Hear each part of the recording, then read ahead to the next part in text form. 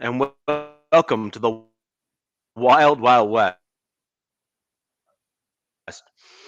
My name is Richie Riche of the MHRC Network.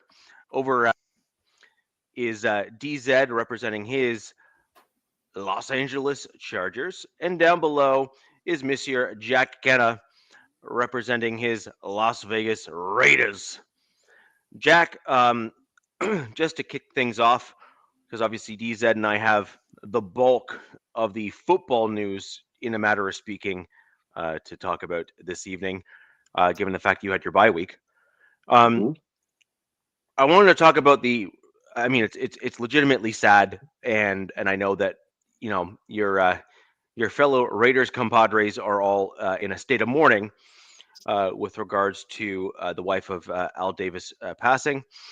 And I just wanted to pass along my condolences to you and fellow Raiders fans. That is always a sad day when kind of the staple within your franchise, the family that kind of took you to where you are today and had the fond memories for the majority of your fan base when that full changing of the guard takes place.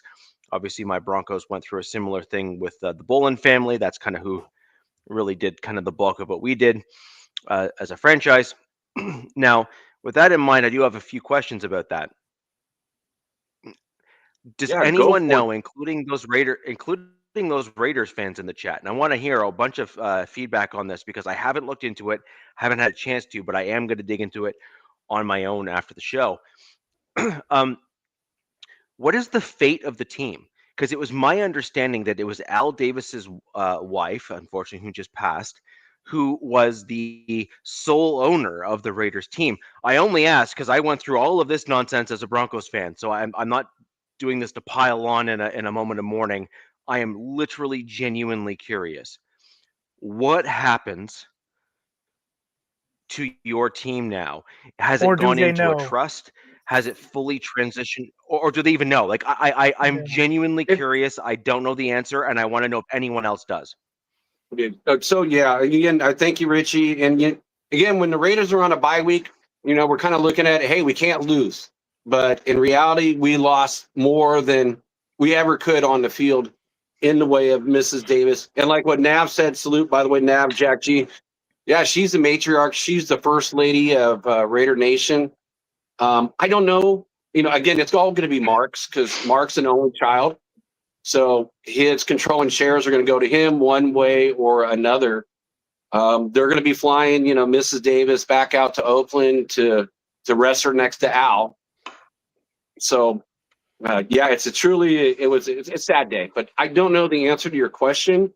I have not seen any information on that, but it does bring up a new point because Mark is an only child. Mark has no children of his own. The big thing is going to be, well, and he's in his 70s. So what happens when he goes? Who's going to run it? I have a sneaky suspicion who's going to be the one in charge is going to end up being, I don't know if he's going to have controlling shares. I don't know what he's going to do with it. There's been no talk on it, but I have a feeling that Tom Brady is going to take over the control, at least of the operation. Oh, God. Because you said something, Jack, real quick, because he doesn't have any children, right? Mm-hmm. Mark? Correct. I just saw a post, and not to make light of her passing, but I saw a post of like an old man. I think he's in England or something. He's like this wealthy guy. He owns like massive estates, and he doesn't have any children. And he like put out an ad like looking for a woman to breed with, to have a son to inherit, my fortune and my estate. I literally just saw this like a few days ago, and I'm wondering if Mark Davis is going to put out a similar ad because, you'd probably want it to stay in the Davis family, I would assume, and not let it go to one of these, conglomerate ownership groups that are, in my opinion, soulless. Yeah, I don't know. I mean, that's been like a big question for a while now, just because, again, since he has no children, and again, he's an older guy. What was it? I think it was last year. Nav, again, correct me if I'm right or wrong on this, but he showed up to one of these games like with this young, hot-looking 25-year-old blonde, and that's what, I was kind of thinking. I'm like going, well, is Mark using his money, and could that happen? To actually produce a child, to have an heir to his fortune.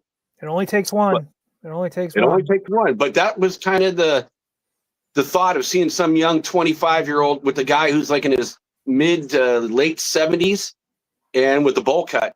That looks kind of like, Dumber and Dumber.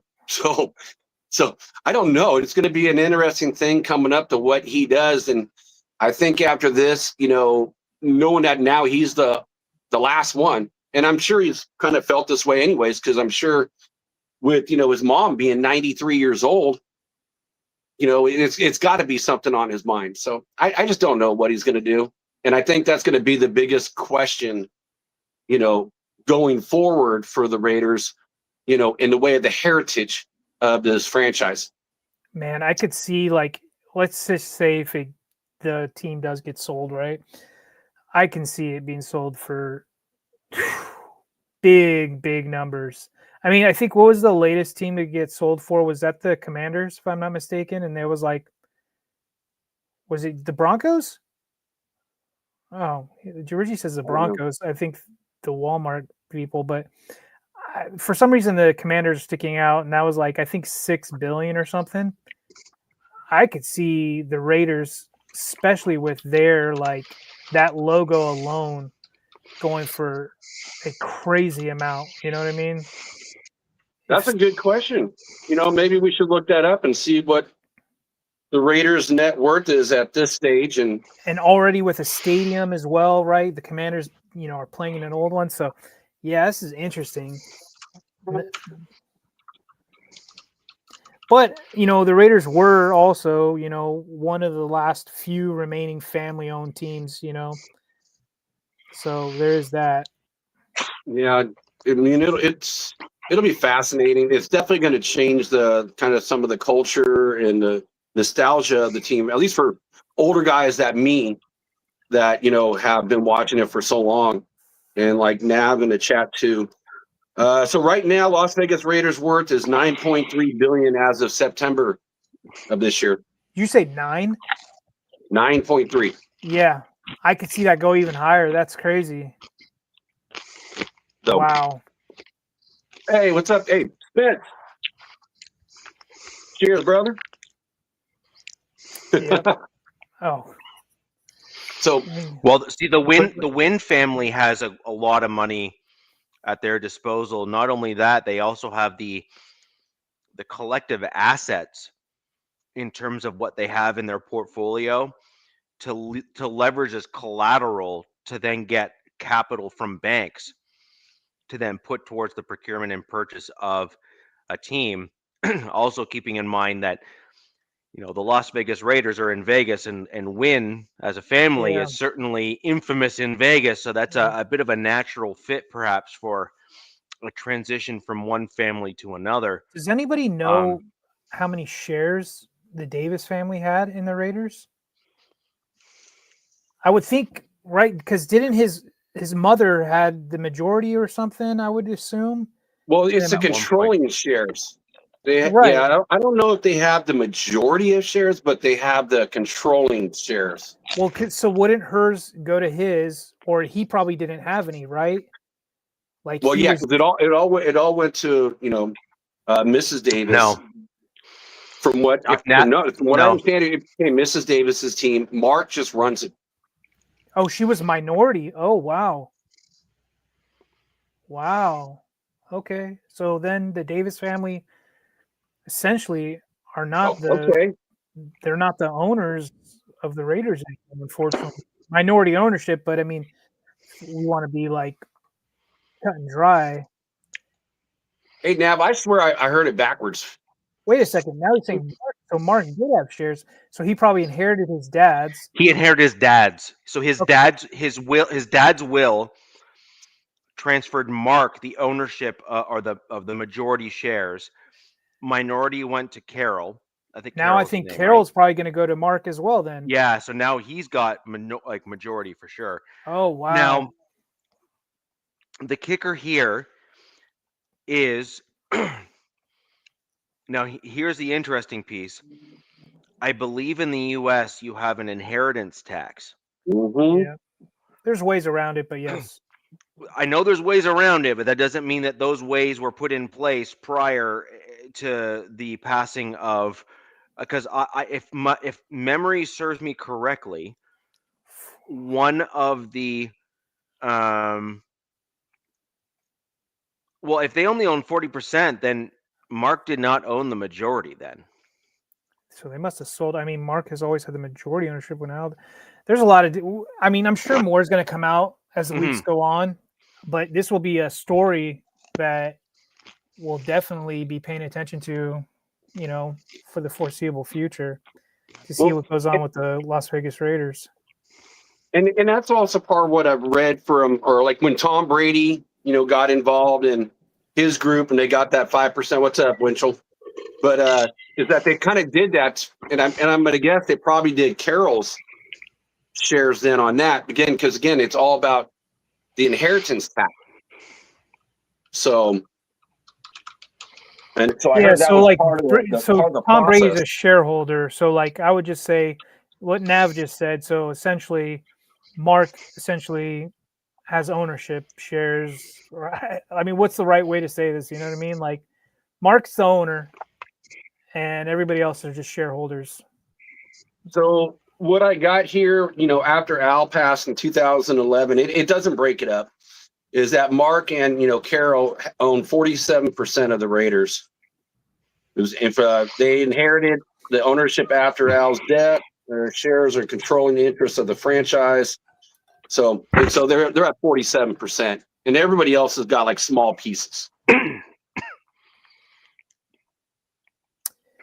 Yeah, it's going to be, and you said Mark's 70, right? So he's pushing up there in age as well. Yeah.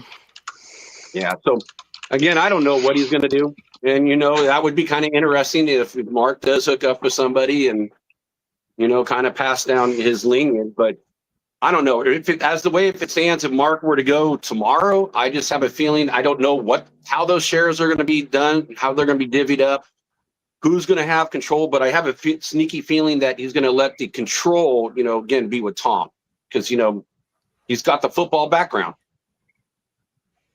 Yeah, that's true. But I think, I don't know. I don't know if I want Brady. Obviously, I'm not a Raiders fan. I don't know how Raiders fans feel about Brady becoming potentially the, big time head honcho around there. Yeah, I mean, I guess it couldn't hurt, right? Who else? That would be the biggest questions. Like, who else would then take it over? There are worse owners to have in the NL. Yeah, that's than true. a guy like Tom Brady, who obviously Tom Brady obviously loves football. There's worse people to have as owners, right? Like they're just. I mean, I think football cost him his relationship with his wife. Essentially, I mean, there was some other stuff going on, but I think he essentially chose football over his wife, and that's what led to their divorce, among other things. Not to get too far.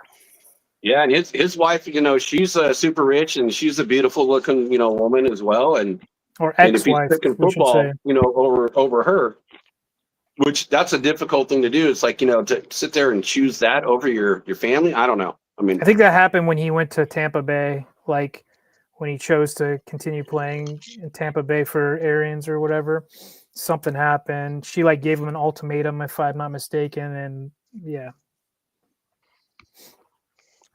Yeah, that's brutal, but that just shows how dedicated you are then too. Yeah, I mean, very true in both, Richie. Yeah, probably did.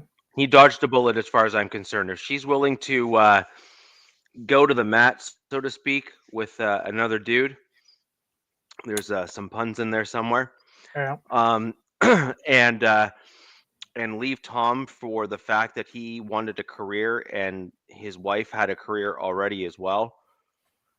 I think that says a lot about her, in my opinion, because they had kids and a family and everything else. And, working together on those sorts of things as a family is really the only way to raise, pretty solid kids. And I'm sure there's other issues, but at the end of the day, with kids involved and family involved and other things, really the family should be put first, in my opinion, if it's possible.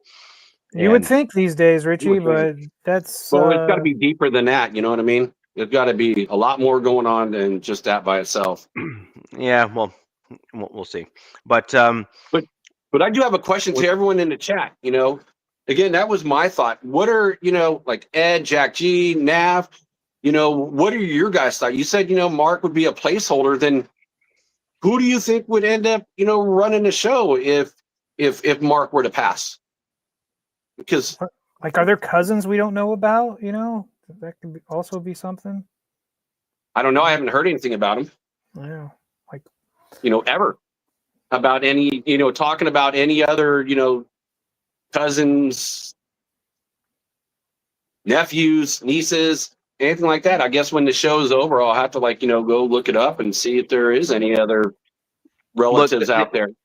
The issue that we're dealing with here is that the Las Vegas Raiders, as an AFC West fan, this is going to kill me to say out loud, especially as a Broncos fan. The logo and the team and just the whole everything you got the going aura for you or and your whatever, team. the vibe. The vibe. Mm-hmm. The brand. You guys are known as the bad boys in football, like it or not, right? Cool, that's fine. Correct. That's fantastic. However, the point here is this. That is way too big of a transfer of wealth to simply just to be like, we're going to just go ahead and wing it. You are literally and by the way, I did some digging. So who was it? Ed, you are completely correct. So 47% stake of the Las Vegas Raiders is owned by AD Sports, I believe is the company name or the incorporation name, of which the Davis family, so it was Al, was Carol, and was Mark, collectively owned the entire shares within the company. And then Mark, as a result of both his parents aging, then became the primary and sole owner of that company. So now that Carol has passed, the way that legislation typically works with regards to organizations and corporations, the sole surviving shareholder then inherits or then owns all of those shares. And so while inheritance tax and stuff is different, it looks like what happened was Al, at least at some point, transferred the organization over into a company or a corporate interest as opposed to a personal interest. And I don't know if that then qualifies under the same rules and legislations in the US. I know a lot actually about Canadian law when it comes to that kind of stuff. I do have somewhat of a legal background. That's what a lot of folks know about the show because Alex and I used to go back and forth on on legal stuff. But in terms of the U.S. stuff, there's certain things I just don't know how the inheritance tax works and that kind of stuff. I do actually need to look into it just because I have relatives in the U.S. as well as property in the U.S. that I have to look into to see how that works with regards to family. So I am going to dig into it, but it is an interesting way of how that all works, which is it's super interesting. And so Navman, based on what you're saying there, that would be indicative of a corporation needing money by selling off about 20% exactly what I thought. To make up the difference of taxation of some sorts as it pertains to some kind of legal loophole with regards to inheritance and corporate ownership and all that kind of stuff. Either that or, and this is or, the family just simply needed some form of cash flow to sink into moving stadium, etc., in the transition to Vegas. And depending on how they sorted it out as a company, you can kind of do like investment shorts where you basically say, when we move from this area to this area, the net value of the team or the asset within the company is going to increase in value. And you can, in some regards, borrow against that net increase. And it happens all the time, by the way. So with the Chargers, And that's there's essentially what some, happened with the Chargers moving from San Diego to LA. right. And so there's some really interesting things that happen with regards to that kind of stuff. And it's possible that they were kind of doing some creative accounting within the company to really bolster things for the team, also bolstering cap and getting extra just raw cash to help pay for contracts and all that kind of stuff as well. Which is just one way of getting cash flow for a company that may not be as cash rich as they should be, and that might be how they did it. Yep. Possible. I mean, there was one of the when they No, were in Oakland. sorry, they were like sorry, one real of the quick, Jack. teams. Hold on, Jack, one sec. Incorporation is a style of a company. It's a certain, it's a way in which you register an organization. Conglomeration is totally different, and I'm not even get into it. But incorporation is one of the company types, if you will.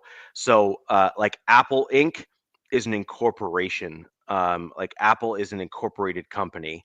And you can also have things like partnerships or sole proprietorships, which is the other types of organizations and company. This is the area of the law that I actually know like really, really well, like really well.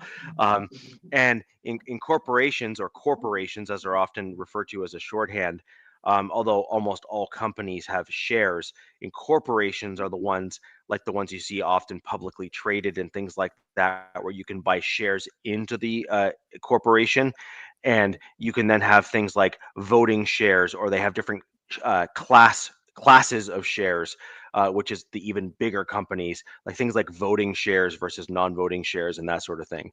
So basically, those shares are all broken out to allow a company to get capital or money so that you can invest into a company. And then as an investor, you're looking to then make money back. So for the Raiders, if I was a shareholder, I'd be looking for you to make money off of things like ticket sales, concessions, merchandise. I'd be Word. seeking for the team to try to maximize that so I can make as much money off of those sales and all that kind of stuff. So this is like business 101. This is kind of what is literally making America the richest country on earth. There's the concepts that I just mentioned there. But anyways, that's the economics lesson from the Canadian up north, just in terms of how all that works. And Jack, sorry for interrupting. No, you're fine. It's so. Yeah. Oh, hey, Spence, what beer are you on, bro? I'm on my first. Just starting about halfway through it. So, yeah. So that was one of the big losses, and it doesn't end there. So again, having a bye week, thinking you can't lose any more than what you did, and then just talking about Carroll, the Raiders lost. One of the all. All right, you're ahead of me. I'll have to catch up to you, your Spence. But so yeah, they've also lost one of their famed, players in the way of, number 43, George Atkinson. So George Atkinson, he died at 78. Okay. He went to, a college of Morrison Brown. He was a 7th round draft pick by the Raiders in 1968. And he played 10 years for the Raiders. And he actually played 1 year for the Broncos too in 1979. He was a strong safety, a small strong safety at 6 foot, 180 pounds, but he was vicious. He was one of those, players. Hey, what's up, Rick? He was one of those players, just a part of the famous Soul Patrol, group, where again it was like they would look at it like, who are we gonna get in fights with this weekend? Just he played pretty nasty. Everything he did. I sent you guys that, that video just to kind of check it out, see how he would tackle as being a smaller guy. So he would go at your head is what he would do to bring you down. Let it be like a forearm, to the face, elbow. Yeah, he was a pure nasty. He's like, you know what? He's all, I'm not trying to play, I'm not trying to hurt anybody. But if you're going to come across me, I'm going to make sure that you know that I'm there, and you're going to feel it. So he did some interesting things. I didn't know this. I didn't remember it at the time, but he did punt returns for the Raiders as well, besides being a strong safety. His very first punt he got as a rookie was 86 yards and a score. Damn. He was the rookie of the year, and he had a couple Pro Bowls. He went to 7 AFL/AFC championship games, 1 Super Bowl.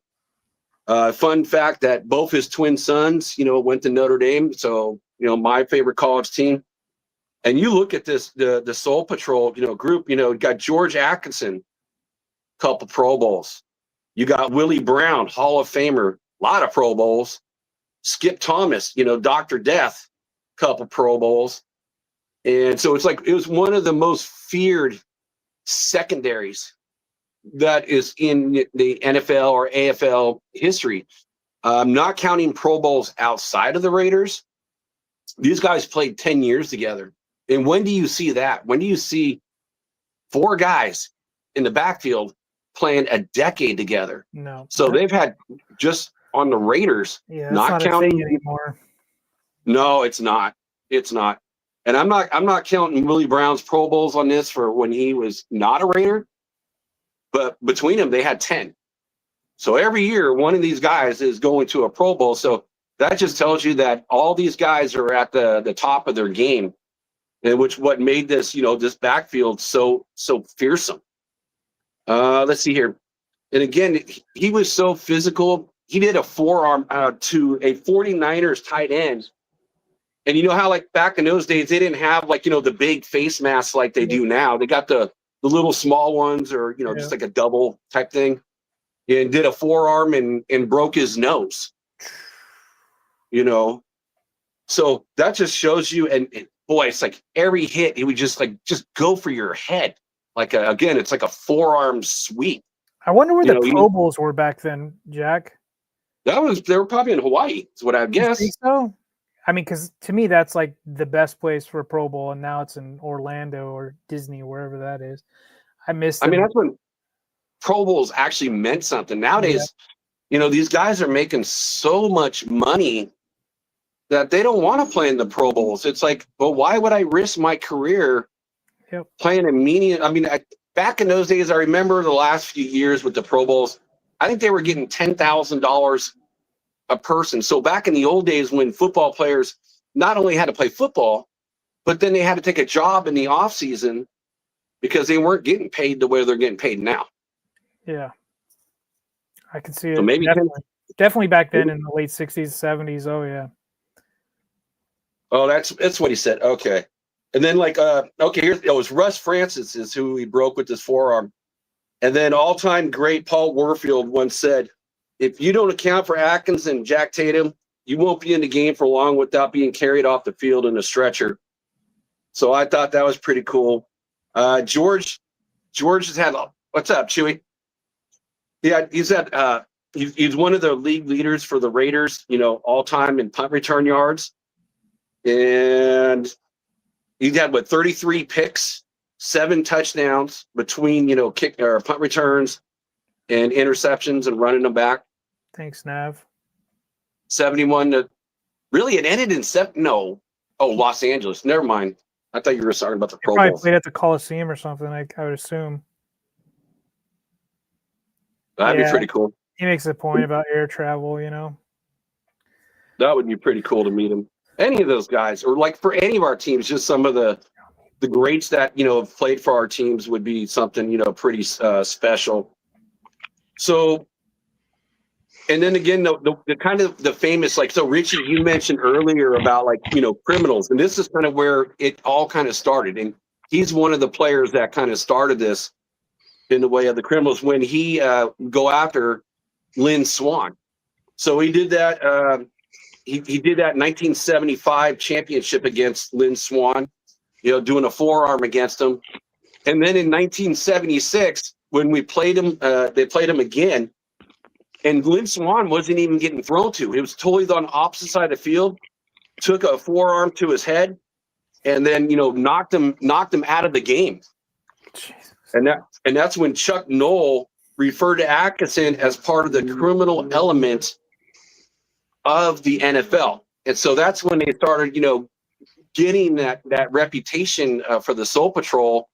I mean, they were doing all this stuff beforehand, but that's when it even came more to light when, a defensive player getting a forearm to the back of the head, totally, unprotected, and, knocking him out of the game. And I think he had a concussion off of that. And then once, he retired, out of the NFL, he still had a lot of connections to the Raiders, which is kind of cool that he would kind of keep that. But, for him, he suffered also a lot of CTE, so he had a lot of concussions himself.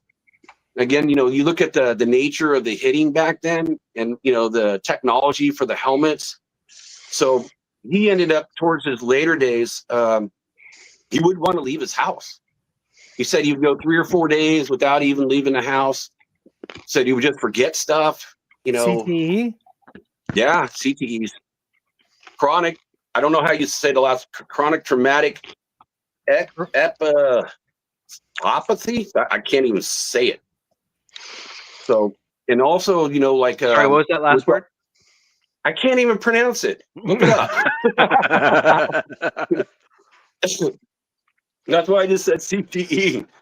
But, he ended up, again, Ken Staley suffered for this, and he donated his brain, to Boston, University with a couple other Raiders, Art Thomas and George Bueller, to study, CTEs, So he's another, big loss for the Raiders organization. And yeah, coming off of a bye week where, again, you feel like, hey, I can't lose anything, but lost more than what you could lose overall, losing a football game.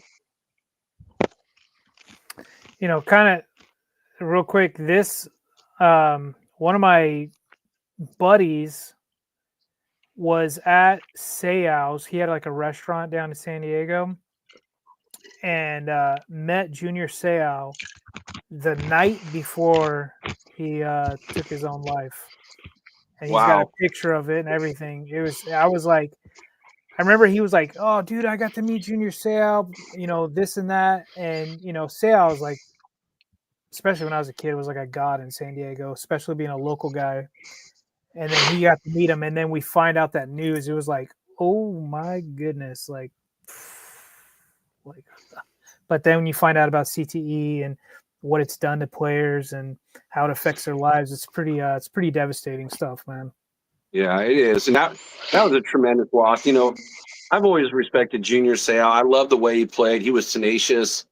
It's like I didn't like playing against him, but it's kind of also like Richie's defensive end. It's like you see these players, and you don't want to see them on that Sunday because they're that good. But and then you always look at it in hindsight.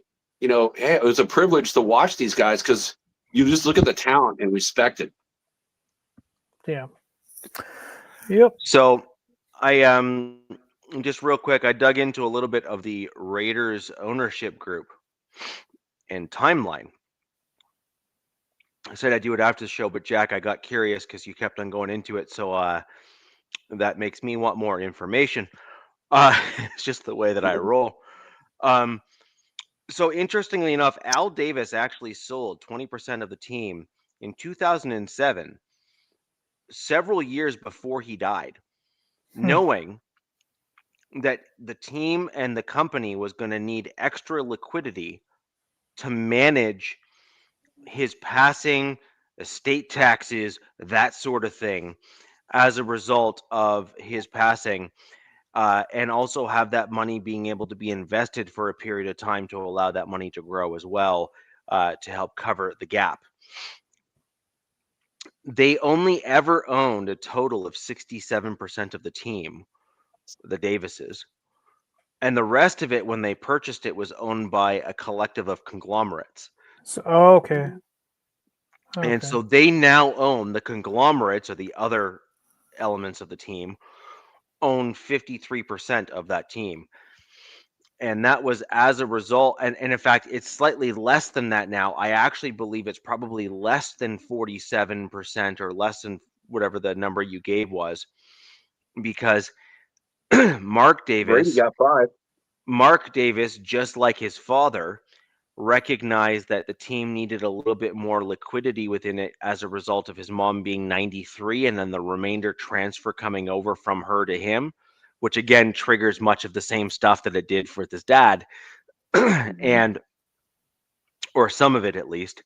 And so as a result, Mark sold off an additional 5 or 10% or whatever to a collective group of the team, to then have that extra money at his disposal, as a result of pre-planning, if you will, to keep it within the Davis family. Now, this then goes down to the same stuff we were talking about before. The guys, he's like, what? Mark Davis is 70. The Davis family has done very careful planning to make sure it stays within the Davis family. And yet there is seemingly no heirs within the Davis family to hold on to this after Mark Davis has passed. Right. Which then leads me to believe that Mark Davis is going to be going through speed dating of 25 to 30-year-olds, to find a future Mrs. Davis, to have an heir or 3 in the near future, because that's really the only way that this team is going to be able to stay within the Davis family. Yeah. And so, but I'm just looking at, and by the way, that's a joke in some regards, but at the same time, if we're going to be honest, like the Davis family has done an awful lot of future planning here to keep it within the family. So, I mean, it would seem.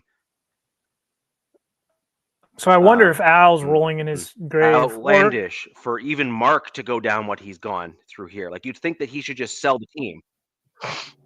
I want to know what Al was probably telling No, Mark. it seems that Mark has actually learned from his dad about the.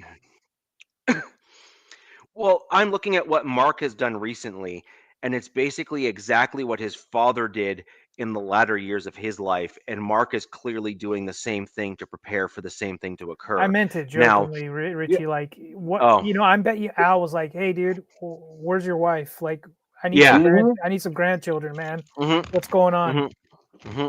Well, and I did look it up. Does Mark Davis have any family? And it doesn't bring up any uncles, cousins, anything. It just talks about Al and I believe a cousin or brother died in 2011. Yeah, I think Nav put that up. Jerry Davis, if I'm not mistaken. Yeah. But anyways, I think we need to get on to talk about the games that we had this past weekend. What's up, Willie Wayne? I'll start with my Denver Broncos. It is a huge, and I mean huge, win for my Broncos over the Cowboys. I did get that one wrong, by the way. I had the Cowboys winning, I believe. Jerry Jones is so inept. The way I looked at it was, despite the benefit of what the maybe I'm wrong, maybe I guessed the Broncos, but I didn't think I did. The Cowboys are such a good offensive team, and the Broncos had struggled up until that point with their offense kind of starting things off. Those last 2 New York teams. Yeah. And so to me, it was a red flag, like literally a red flag for us to be able to win that game, because, if you're down by 21 or 23 or something like that, and a team is able to play a bit of a game of keep away, if you will, it really does put you at a disadvantage. Now, in fairness, the Broncos defense is pretty elite. Like it just is what it is. They are certainly on. They are on track to set records, like NFL record. Like they are going to be in that level of 85. They're chasing the 85 Bears right now, I think. Well, it's funny, the 2015 Broncos defense doesn't get enough credit. I remember the 2015 defense. That was our Super Bowl win. Okay. Vaughn and everybody. Vaughn and that group.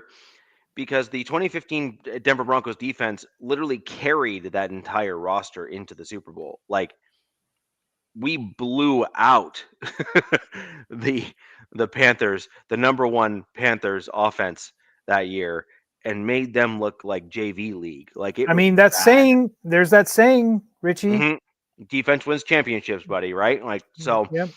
again, now what the Broncos are starting to have now, and I'm going to get into a little bit of inside baseball for those folks that don't follow the Broncos, but certainly some things you need to pay attention to here.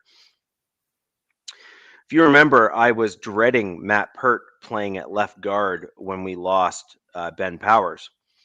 I did not think that he was a good guard. I didn't think he was a good option. And I wanted Palczewski or someone else to play left guard.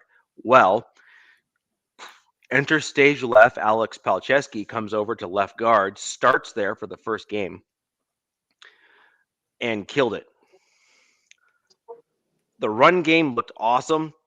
The pass pro, he's getting better at it. And all of that from an undrafted free agent. It's pretty impressive, especially an O-lineman. Yeah.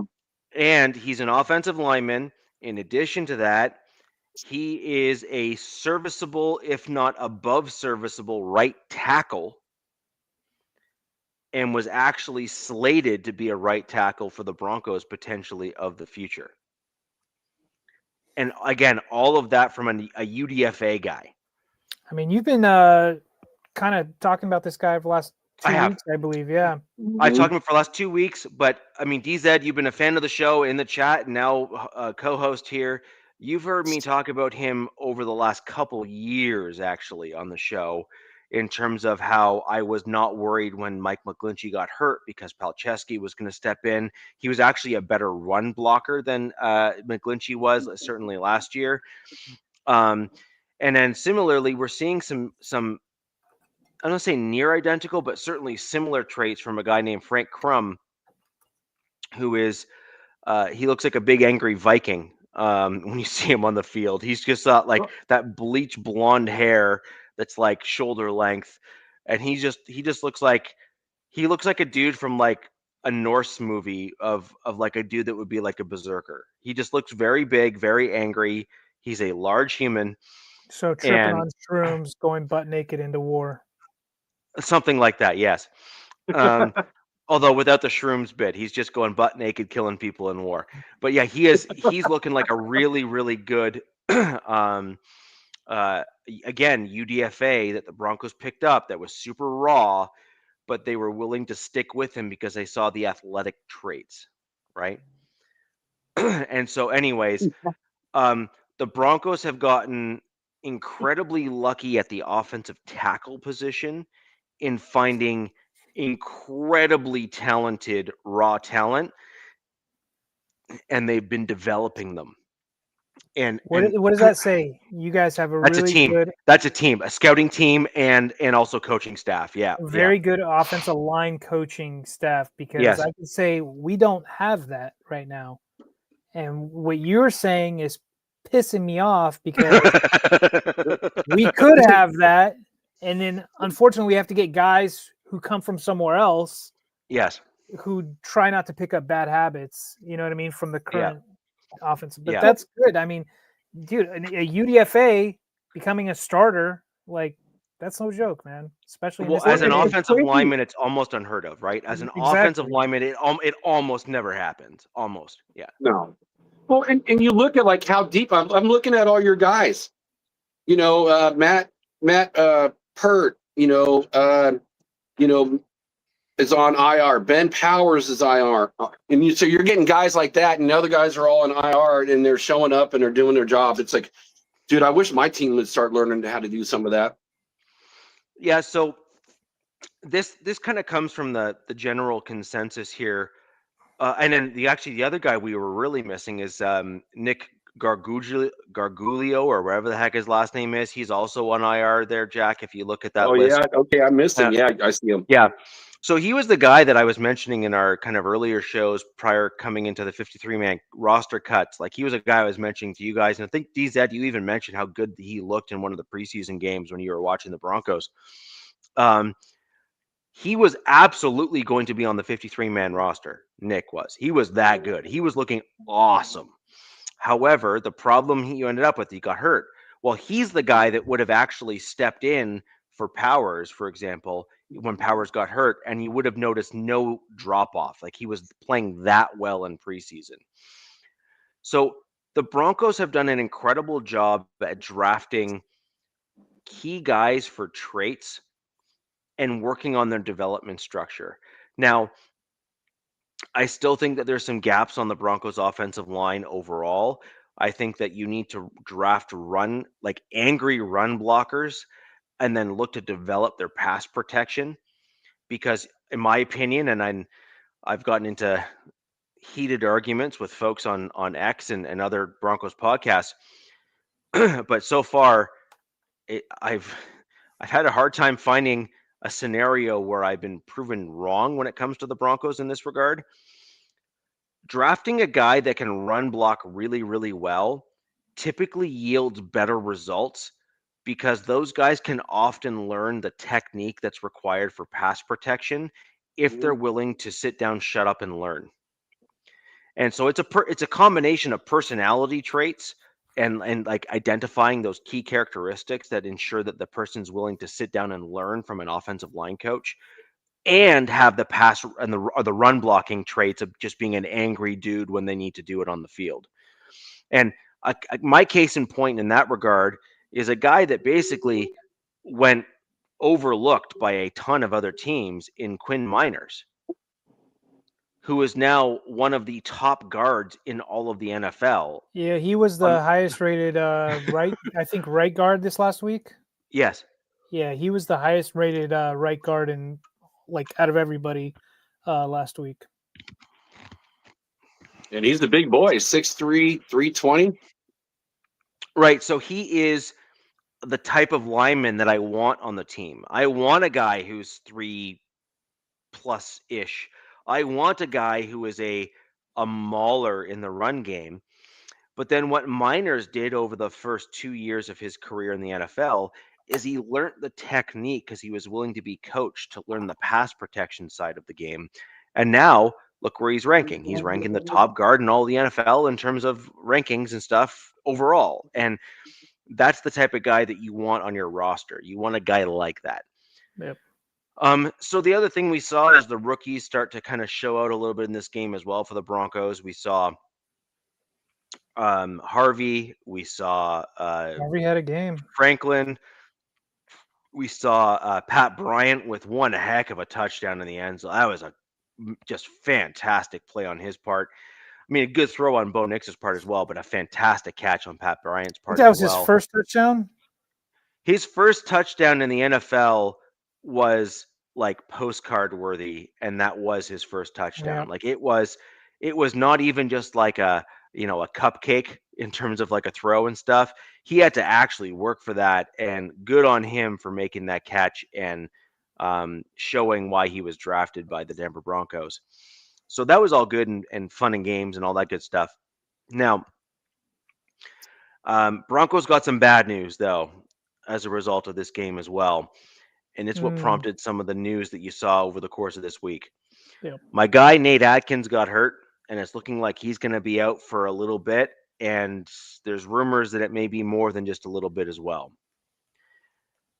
He is far and away the most elite run blocking tight end, or at least well-rounded tight end on the Broncos roster.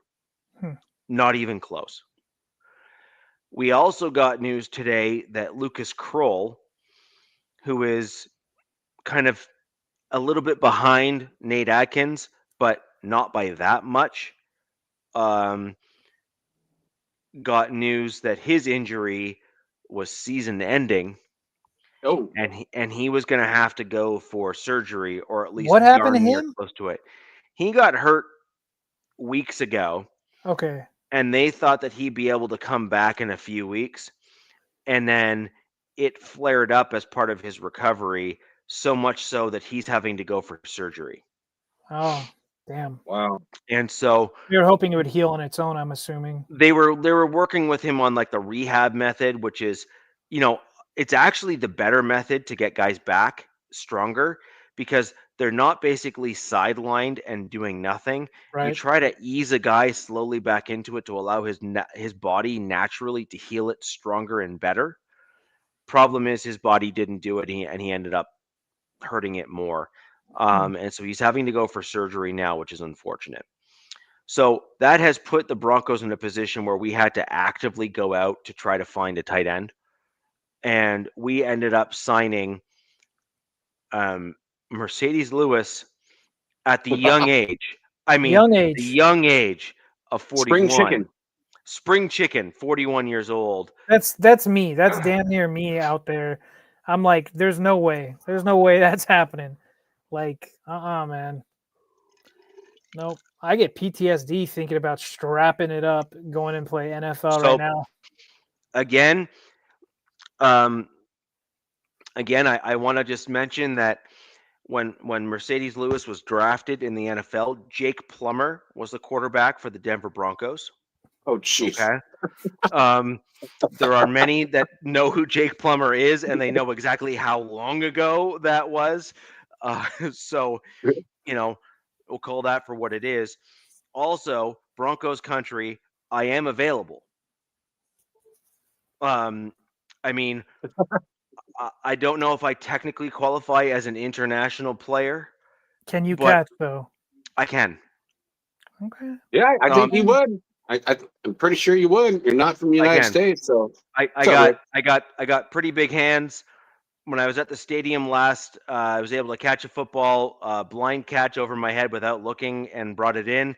It's on tape somewhere. So I can catch, and I'm very good at it. And I played a contact sport, so I have the resiliency. I'm more than willing to step in at the tight end position.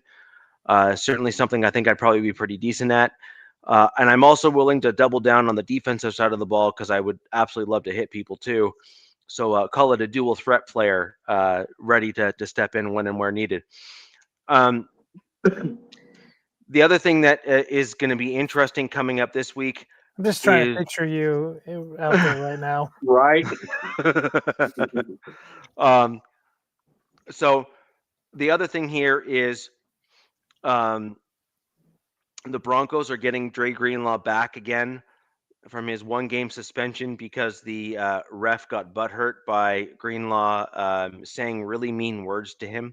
We never heard anything more after we discussed this last week, did we? No, there was no quote from the thing or anything like that. Yeah, I didn't see anything either. The one thing that really did annoy me about that, again, I don't want to, flog a dead horse or anything here, Right. but the one thing that really irked me, and it still is the fact that I never heard anything public coming out about that ref being disciplined for shoving Justin Strnad. Okay? Like, if you're going to fine the NFL guy for saying really mean words because your feelings got hurt, then on the flip side, if you physically hit someone or push someone like he did intentionally on the field as an NFL ref, I want that dude disciplined too. So wait, There's a lot of things. Okay. There's a lot of things I would wasn't here love to last do to week. these refs, Richie. I have a question on that. So he got a suspension for talking smack to the ref. Did he say something like, "I'm going to kill you"? I'm going to go beat you up. I mean, what did he say to do that? Because picture like that 70s. Okay, we just got done talking about this.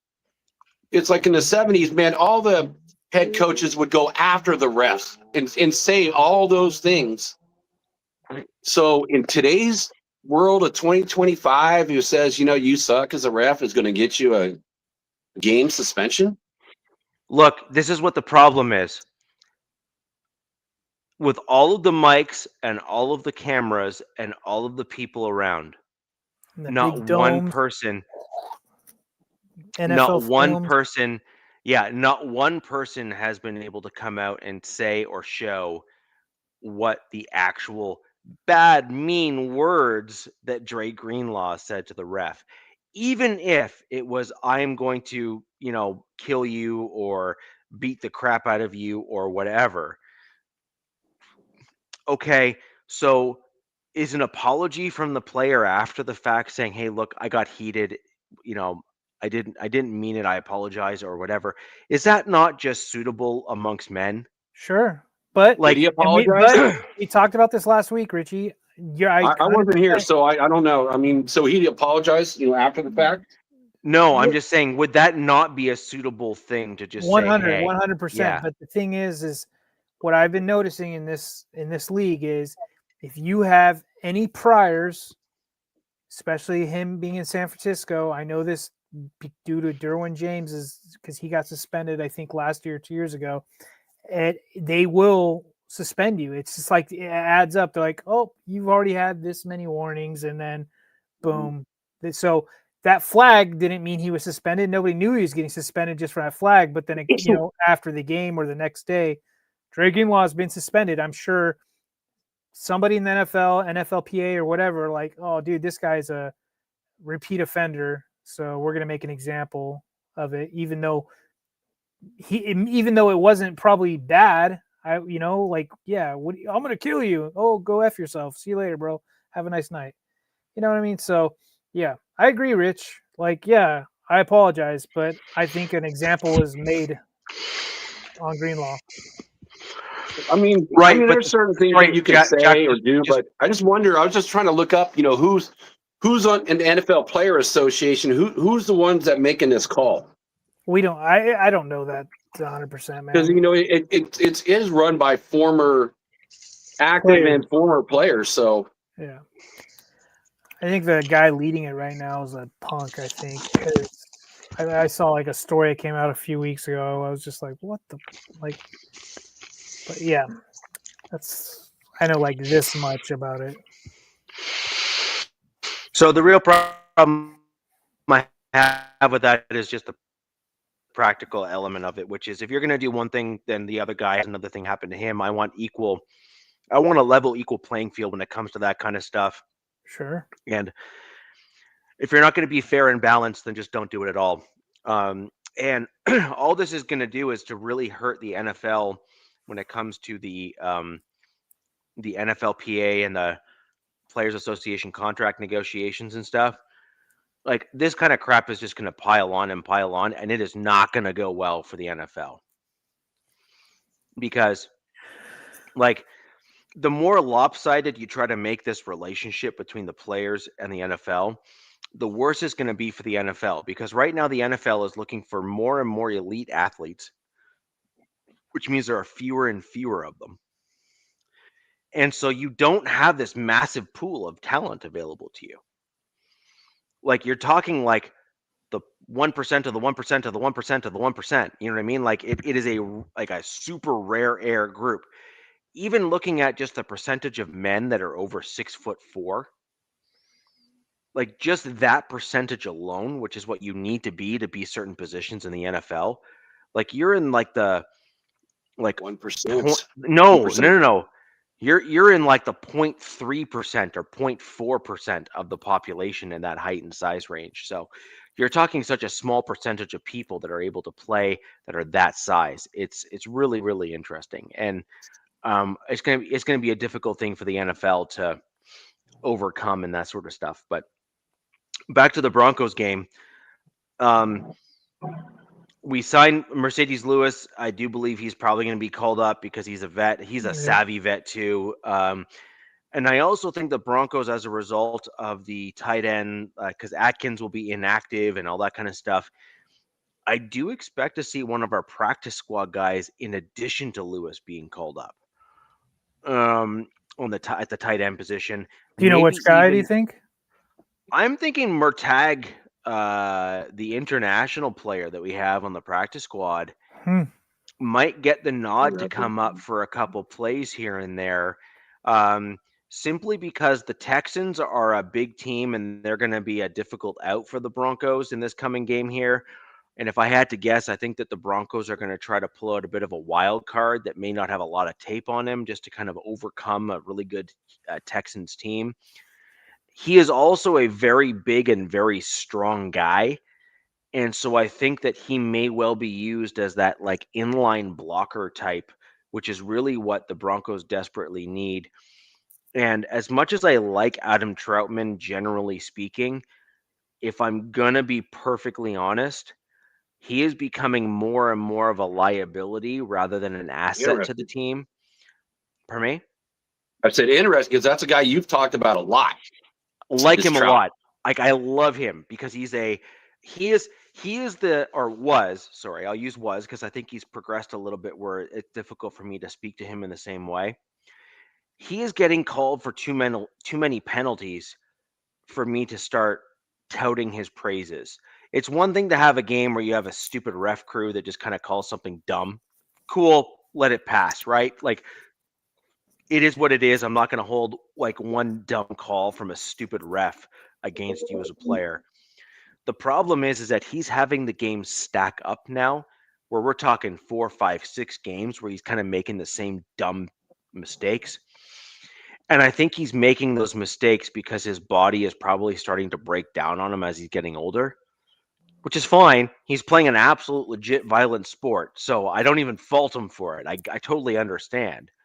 But at some point, if your body continues to fail and you're not able to adapt from a technique perspective to overcome it, you simply need to move on. And I think we're kind of getting close to that point with Adam Troutman. Wow. I would have never guessed you saying that. That's I'll be honest. Yeah. So, but Atkins is effectively my new Troutman. Like he's the guy that I think, like when you look at him play these past few games, he has been the glue for the Broncos in terms of what he's done. Please stop reminding me. Was that what? That wasn't Wattenberg, Yeah. was it? Well, no. He was the tight end that pulled that crap. Yeah. Oh, it was the Yeah. tight end. Okay, yeah. Yeah. Yeah. Navman is correct. So, but then he also has like two or three, key plays in every game, like where he catches a ball or blocks for a run or whatever.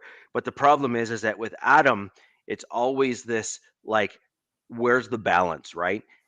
Like he makes a couple mistakes, but he always makes a few like plays that completely kind of cancel it out. The problem he's having now is that the bad plays are outweighing the good plays. And at some point that differential becomes so great that it just doesn't make sense to keep him on the team. Which is unfortunate because I do think he's that like lunch pail type guy. I think he's that dude that like you want on your, like you need a few of those guys on your roster. Like I have a metal lunch pail. I come into work, I drive like a beat up car because I just don't believe in going and buying like the fancy stuff. And they're the dudes that typically last a good amount of time in the NFL just because, they just grind their way through everything. Yeah. So anyways, it is what it is. A few things that I want to bring up with regards to the Broncos game, just overall, it's just kind of quick hits. Number one. Oh, you have one more player to talk about too. Your all-world, cornerback.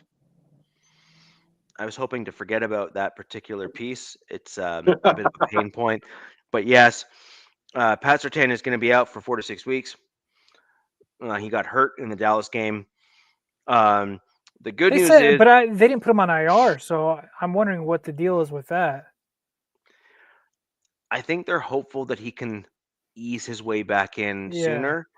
And I also think that they're looking at the Surtain injury and saying, we have other guys that have gotten hurt that we're willing to put on IR and perhaps not bring back if we end up getting something else.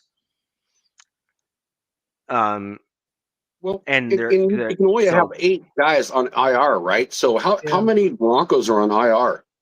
A few. I think like what, 3 or 4, right? Definitely Emerson, not what Drew Sanders, in LA. Garrett Wallow, Johnny Walker, Nick Garlio that you mentioned earlier, Lucas, Ben Powers. Yeah, I think they're probably at the limit.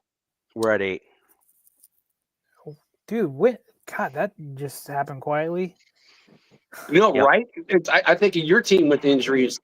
DZ, I don't really think of the Broncos like that, but I see their practice reports every week, and I'm like, oh, I think heading into the Broncos or the Cowboys game. They had like 2 guys on the injury report, and they were both full, ready to rock. And I'm like, God, wouldn't that be nice? Instead, every week I got to look at a CVS report and try to, CSI it and be like, man, is this guy going to play? Who are they bringing up? And I look at the Broncos and even the Chiefs. Chiefs are the same way as the Broncos, just really healthy, or they just have a certain way of reporting injuries. I'm not 100% sure.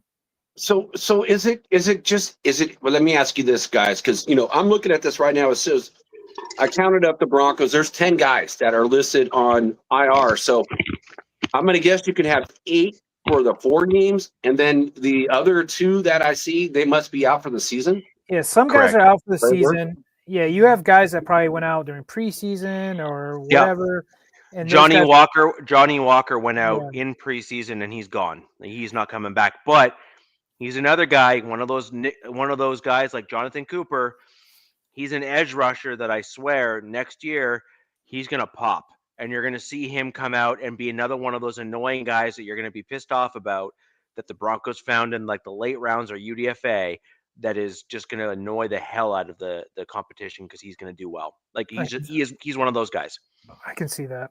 Who the F is this guy? I don't want to see that. You got enough good edge rushers. I'm tired of it. But yeah, Jack, they can only bring back designated to return. So like this year, the NFL did like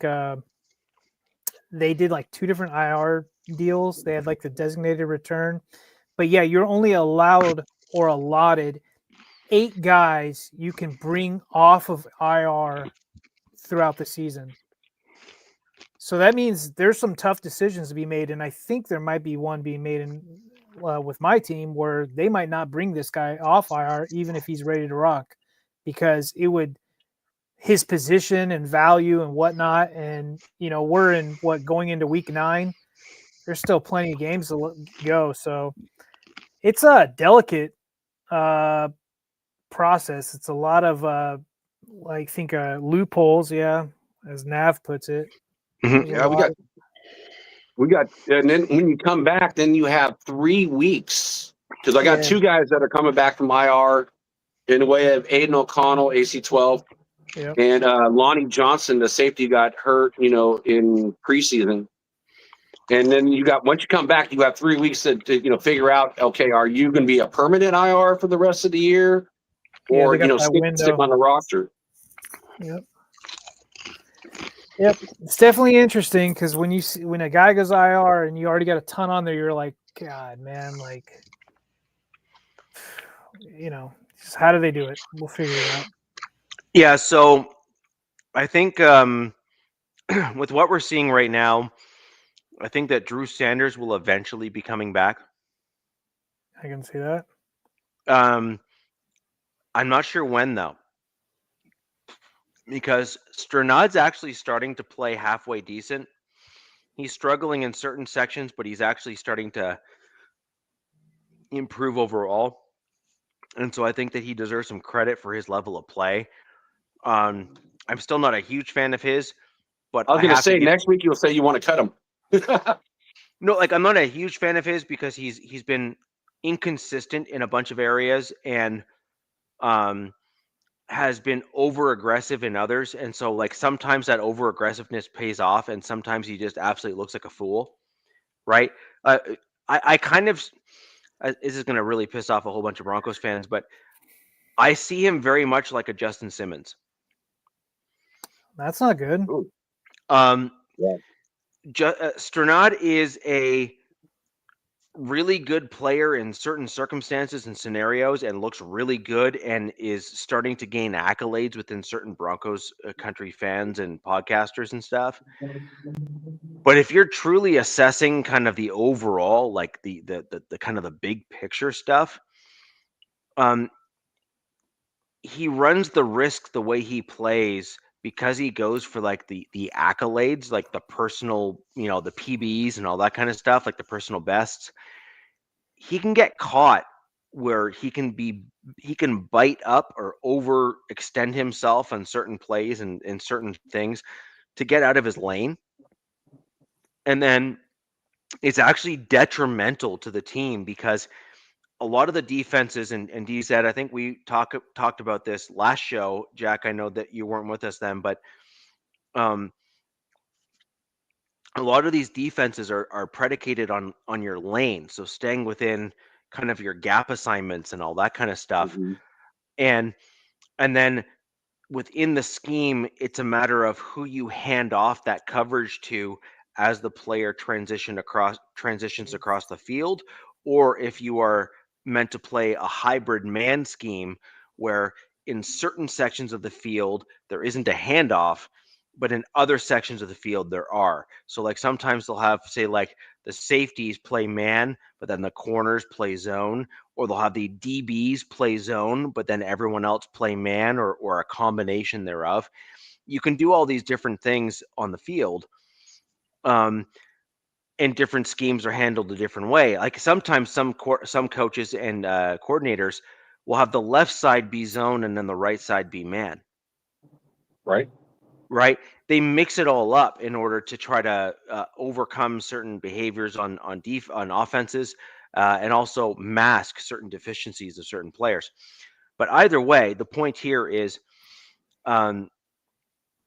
Stranad is overextending certain sections in certain areas, and as a result, he sometimes,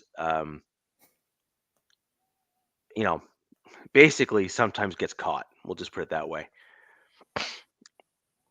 I'm going to say yes, Nav. I think Jack may have forgotten to put out his trash. Or is that That's the green recyclables? waste. That's recyclables, right? No, that's the green waste. Oh. Again, I got a third of an acre with 25 trees on my property. So I am always, and right now it's fall. So I am always picking up leaves. Tell me about it, man. My whole yard looks like a white, basic white girl's dream right now. It's like leaves galore. I mean, commercial of me with a pumpkin spice latte, and I could just put like a billboard. Hey, come take your fall pictures here. I don't know. Right. Same here, bro. It's like, it doesn't end until like, all my silver maples, I have 4 of them, and they're taller than my 2-story house, and they got 1 billion leaves apiece. And literally after like a day and a half, I got to blow again. I could blow the decks and get them all on the grass. And I have 22 oaks, red, white, and I've got a couple other different trees. Yeah, he's got 1 more acre than I do, but I've got 22 on my 2 acres. Wow. And then 3 sides are surrounded by trees that are, so yeah, I blow and then I mulch, pause, as the kids would say. But yeah, I'll do the backpack blower until my back starts killing me, and then I'll just jump on the mower and I'll bag up. But it's been so dry that I try bagging and it's just dust galore. So do you even just try to just bag it, or do you have to like mow it? No, so because there's so much. My mower has a bagging system, and I've got bags in the back, so it will mulch it up. Nice. And then when those get full, I drive it out to the woods, dump it. But it's a process. So that's one of my silver maples right there. That one's the youngest one, so it hasn't really even started dropping leaves yet. Yeah, all our trees are just starting to drop right now. Do you guys not do bonfires? Yeah, we do. I've got I used to burn stuff on my driveway because I just got like a crushed asphalt driveway. So I would get everything and just do it that way. But I got tired of sitting out there and just praying to God the wind doesn't kick up and shoot it off to somebody's property. But we're allowed to burn after, I think, 5 p.m. I don't know. I had a fire marshal out here because my neighbor across the street is an idiot and would start burning in the middle of summer, like the driest day possible, like right inside the woods. And I'm like, what the hell are you doing, Muppet? Yeah. But yeah, we're allowed to burn. You just do it at certain times. And, it's fun. When it gets colder, I'll probably burn. But for now, everything goes out into the woods. I've got I can't burn where I'm at. I'm in the city, so I'm in the county and I can't burn. Now, you never have to buy firewood. At least, you got that many trees. Isn't I don't know if pear wood's good. I was like, it's probably good to burn. and probably good for smoking. But I was wondering if it was good wood for like building and such. So just real quick to end the Broncos stuff. What Yes, was the Pastor score Tim's again? You out. guys put belt to ass to them. It was It was like 40. 44-24, isn't it? 44-24. I was pissed. I'm like, God, this Cowboys defense is trash. God bless them. I was like, Yeah, hoping at least it would've been a 44-24 better- from my Denver Broncos.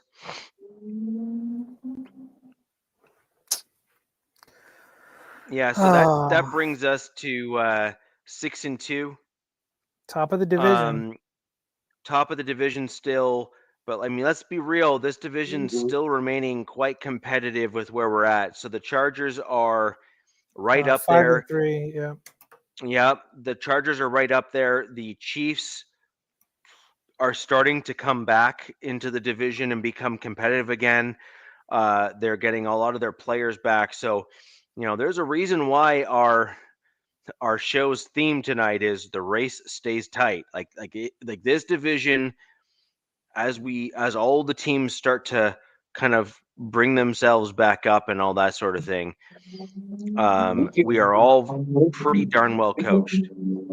And transitioning to DZ's team, Yep. about KC, a couple cool facts that I saw.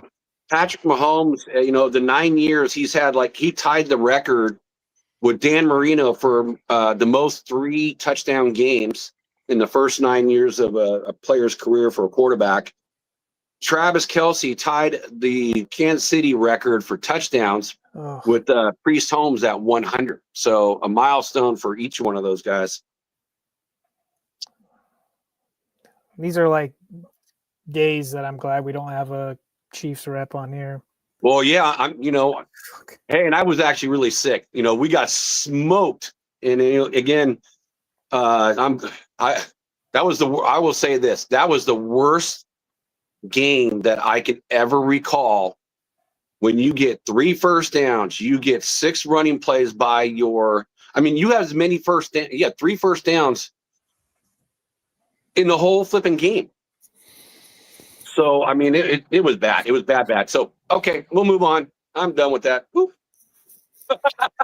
Don't want to relive that. Well, so go ahead, DZ. That's overall, the Broncos obviously kind of had a trouncing of the Cowboys. We had a bit of resurgence from the offense. I do want to make one quick comment, though. Actually, Nabman brought it up. Although I'm going to take it a step further. That was Bo Nix's best game I have ever seen him play in the NFL to date, and it's not even close.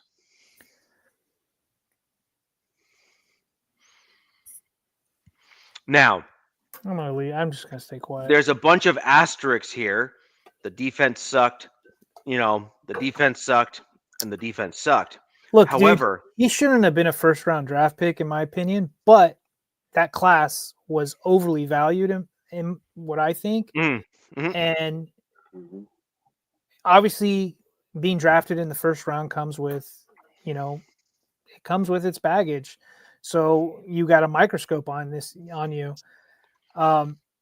What you would love to see, especially as Broncos, is growth. And we've seen him do some pretty crazy things this season too.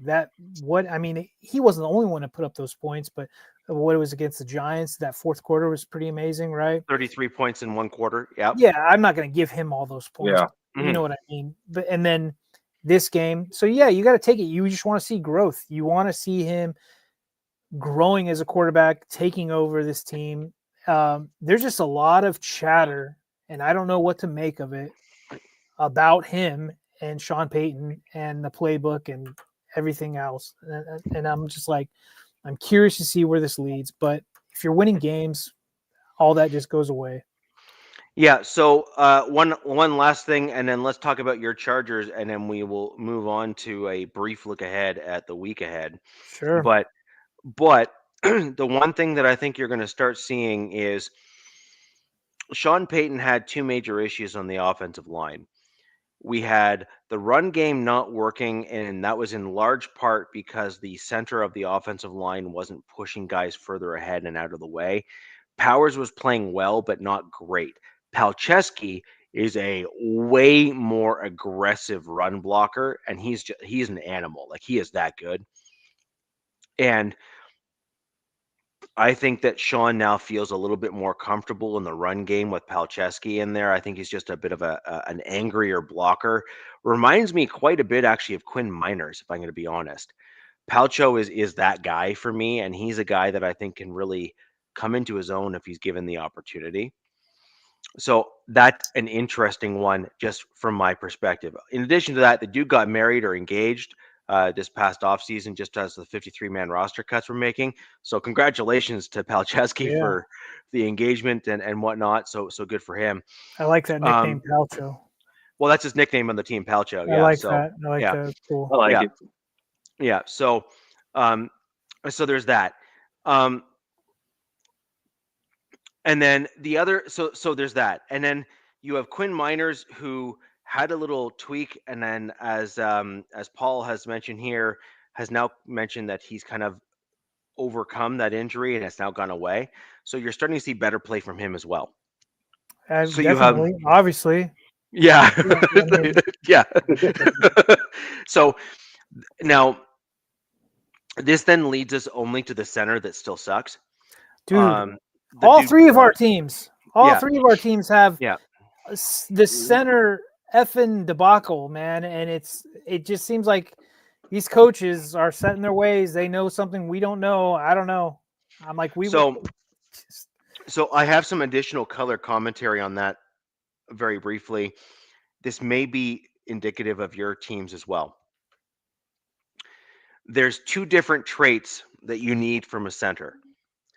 You need a center that is quick enough at reading the defense and that relays the calls to the rest of the team. Yep. So there's that. But then you also need a guy that is able to both pass pro and run pro by moving guys off the ball. Now, Wattenberg can pass block a little bit, although he's regressed this season in that category. His run blocking sucks. Like, he is awful, like dog water. I do, however, think that he's good at protections. The problem is, if you get all of the rest of your team in a position to protect well and you can't protect at all or not well, it means nothing. Oh, Nav. I don't want to hear about that. That Bo doesn't have. You said, no, we're not playing this game. I don't care what Richie says. We're not saying that the Broncos don't have a good O-line. Is that what you just said? Nope. Oh, my God, Nav. Christ. No. I think you're reading it the wrong way. He says, look, I don't gauge the validity of QBs when they win with a dominant line. I gauge them how they handle it when they don't have it. Bo did that. He just said, essentially, he doesn't think Bo has a good offensive line, and he still wins. Well, he just said Bo did that. He handled it. They have a probably top 3 offensive line going. They do have a top 3 offensive line, even with injuries. There are certain elements of the Broncos offensive line which are good, and there's others which are bad. I'm like, you guys have it good, man. That's all I'm saying. You have it great. Well, we have a good to great offensive line when you compare it to the rest of the league, generally speaking. That being said, if you're going to be honest and you assess the film that you're seeing, the center of the field, especially in the passing game for the Broncos, so as much as folks like to say Wattenberg can pass pro, he's decent, not great. However, that middle section, so you like sometimes you see the film and stuff when quarterbacks are there, and you have that arc. You know that arc that you see, and you're like, the pocket. Yeah. or Sean Payton refers to as the 2 to 3 yards. Well, that's a problem, right? Because that allows the quarterback to shimmy, shake, and kind of move around, extend the play, and then step up and make a throw and do what he needs to Dude, do. very Right? rarely have I seen a pocket this whole effing season. I see this ragtag group of dudes going all this which way, and I see my quarterback having to play freaking Frogger doing this all around. And I'm like, every game, and I'm just like, oh my God, he's going to get killed. Right. They're trying to kill him. They're That's literally, funny. Right. You should call it frogging. But I'm going to say 60%, or even we'll say 50% of the Broncos drop back passes. Bo does not have the center pocket in the middle of the field. well, that's a problem because that is the worst. And remember Philip Rivers. Rivers' whole spiel or his whole stick in the NFL was that pocket would form and he would move up in that pocket. That was his first thing. But if that center failed, boom, he was donezo like that. And, so you need a quarterback that if he's stepping up, that and you're getting that's like the worst pressure to get right away up your face is Right from in the middle, Right. right? Yeah, you're Up in the screwed. middle. Yeah. So So that's the Wattenberg problem, though. That's what I'm trying to say. That's the Wattenberg problem. yeah. Wattenberg, when you go back and look at the film, and if you're going to be honest, and honestly, if PFF says Wattenberg played well, I literally want to go punch someone in the head. Like, they just need to be hit in the head. Bozeman just doesn't even block guys. He's like, hey, come on in. Yeah. So this is the problem, right? And again, like DZ, you're seeing that with your center. I'm seeing like a 50% kind of general success rate with Wattenberg. Like sometimes he guesses right and sometimes he guesses wrong, Yeah. which is kind of which kind of tells me that he doesn't actually have the physical traits to do what he needs to do. So what he's doing is he's trying to anticipate certain things because he's not great. And so when he gets it right, he does real well. That's But fair.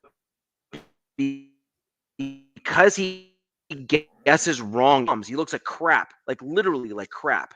Whereas if you have a guy who is, there's a few, I mean, the Chiefs center is great. You have a few other centers. I think the Lions and a couple other guys, they have like centers that are just, like Ragnow is insane. Right. So I think Kansas City too, but Kansas Humphrey. City, Creed Humphrey. Yeah. But that's what I'm saying is that those guys there not only can kind of read and figure things out and get protection set, but they also have the physicality in terms of being able to adjust to not lose their battles, to not lose their assignments. Yep. And Wattenberg doesn't have the we'll call it the recoverability rather of a player. Yeah. I got spoiled for 2 seasons with Corey Linsley. Right.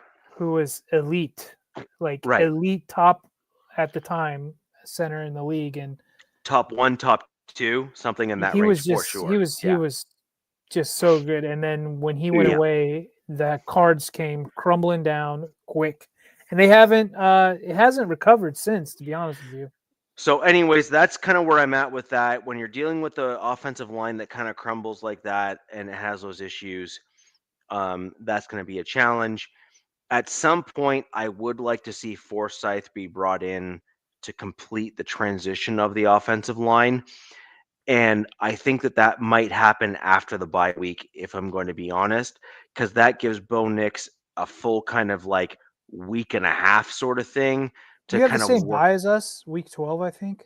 I think so. Yeah, Rich, you have week 12 on your bye. Okay, so we have week 12 as well. So anyways, when I'm looking at that and stuff, like I think that would be a reasonable time for us to maybe look at a change, especially if Wattenberg has like a really bad game, say against the both even the Texans and the Chiefs. That could be a springboard for the Broncos to potentially make that move to get Wattenberg out. I haven't seen the Texans this year. I haven't been paying attention, but I do know primarily their pressure is coming from the outsides. But I don't know what's going on with their middle this year. It could be different, but I just remember their stuff was coming from the outside. So if they don't have anybody, dominant up there, Bo should be able to step up.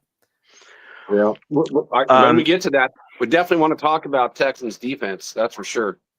It's Palcho, man. Palcho is our left guard. Miners is a right guard. That's my new favorite. So Nav, nickname. I would like you to square that round peg for me because there's a center in between them, and I don't know how bailing out of a right guard for a left guard or a left guard for a right guard is even possible. Like a pulling guard will always go to, at minimum, to the right-hand side or the left-hand side of the other guard, if not to the outside flanking the tackles. So I have no idea how that works, but I will say that both Palczewski and Miners are bailing out Wattenberg. Wattenberg is getting helped by Palczewski and by Miners. Well, yes, he pulls left because the center blows goats. Yes, I have watched the tape. The guy that you're referring to is Wattenberg, the guy with the long hair that looks like a fat hippie.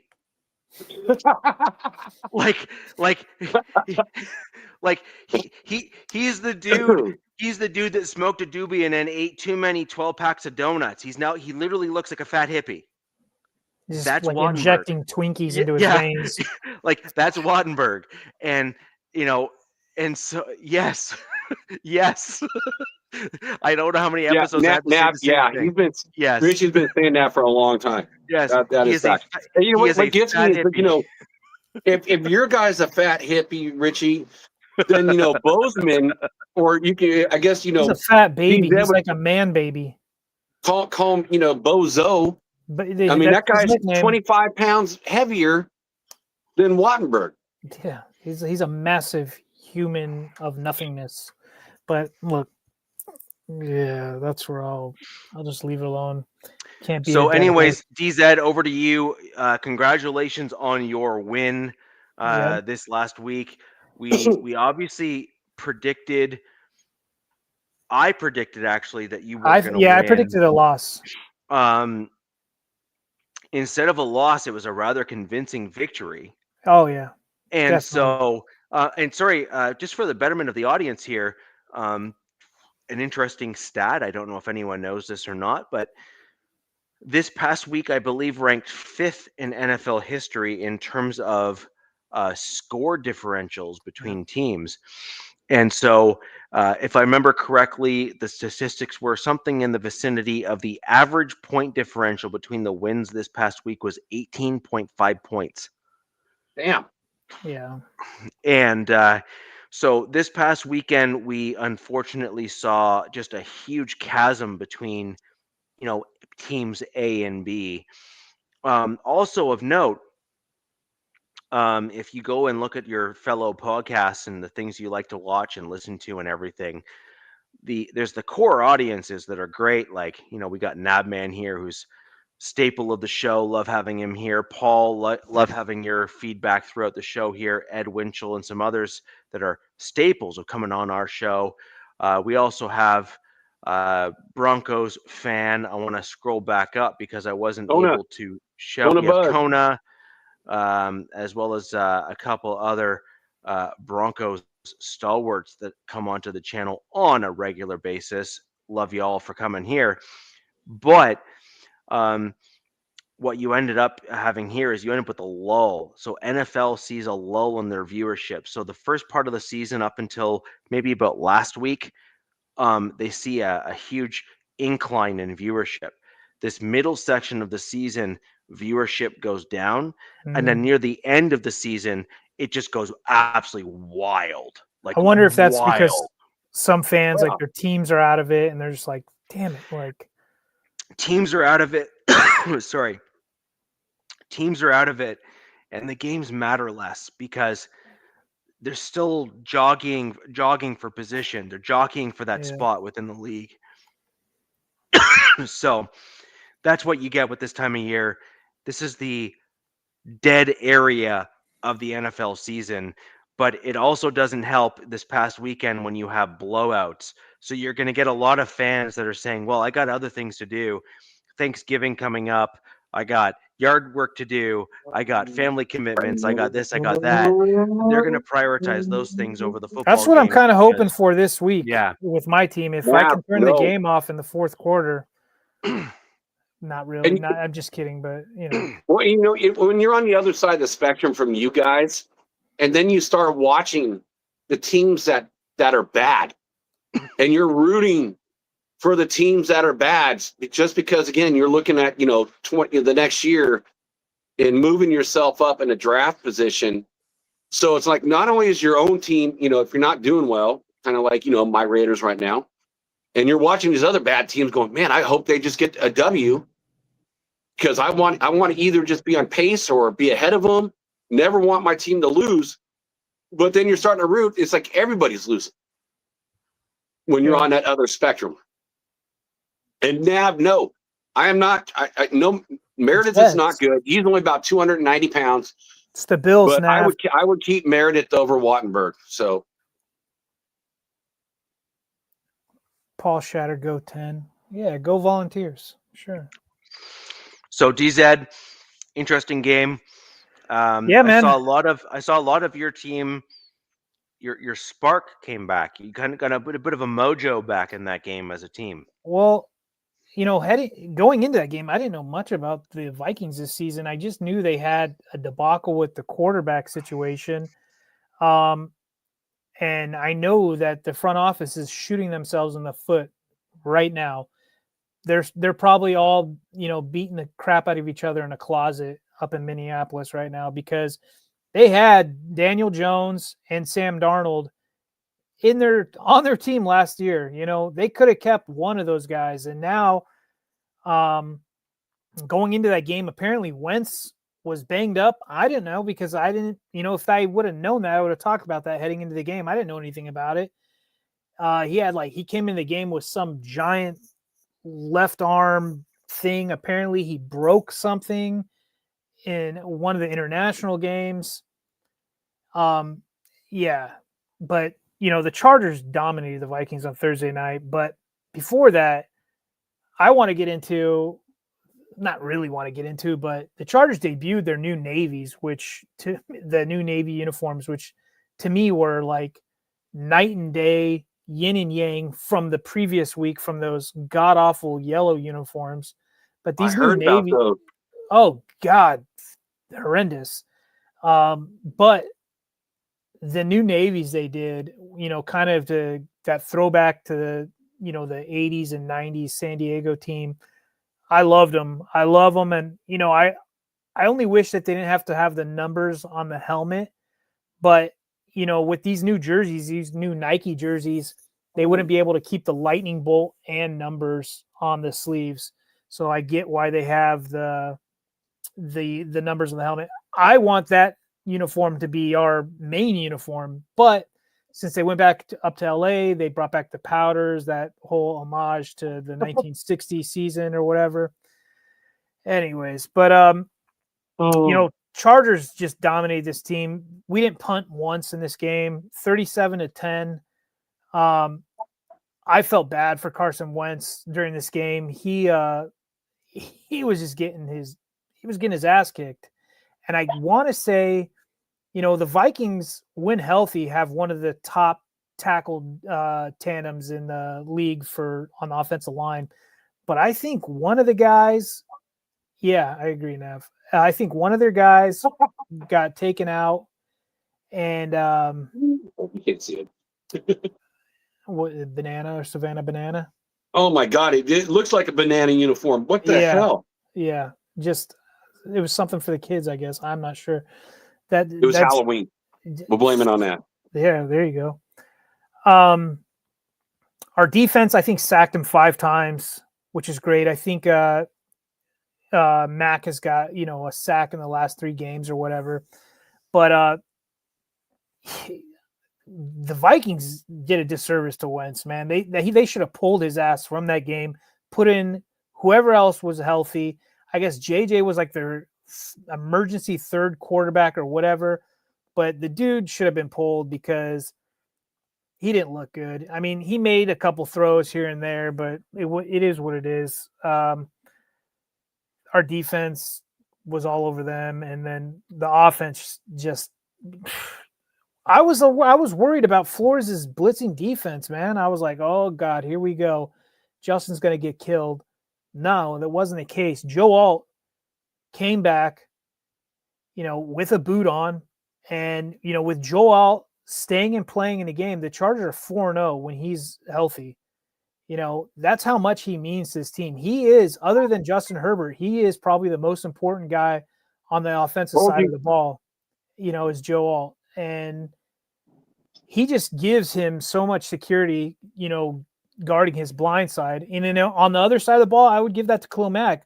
2 weeks ago, Khalil only played 12 snaps because he was just coming back from the elbow.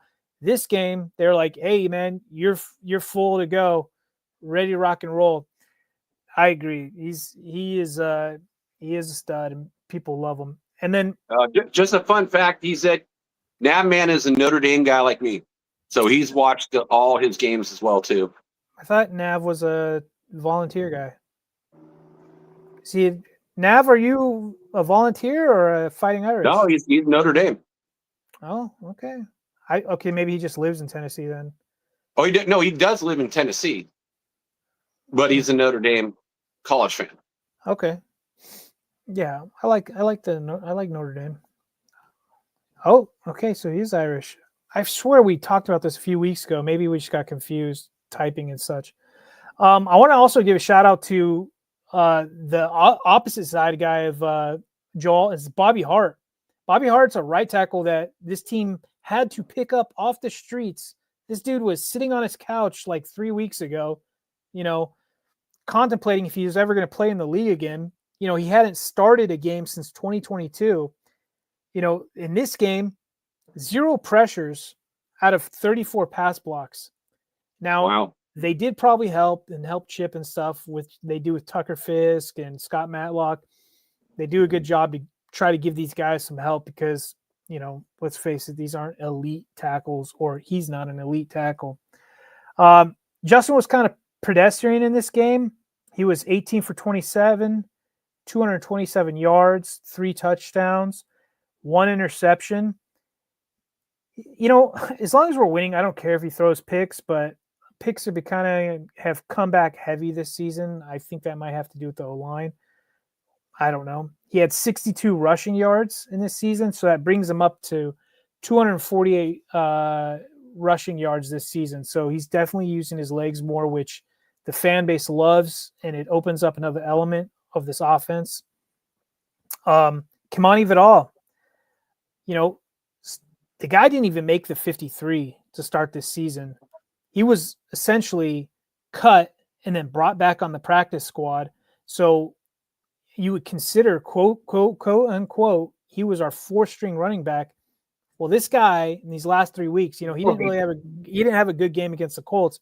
This game, he had 23 carries for 117 yards and a touchdown. Ran the ball at a 5.1 yard clip.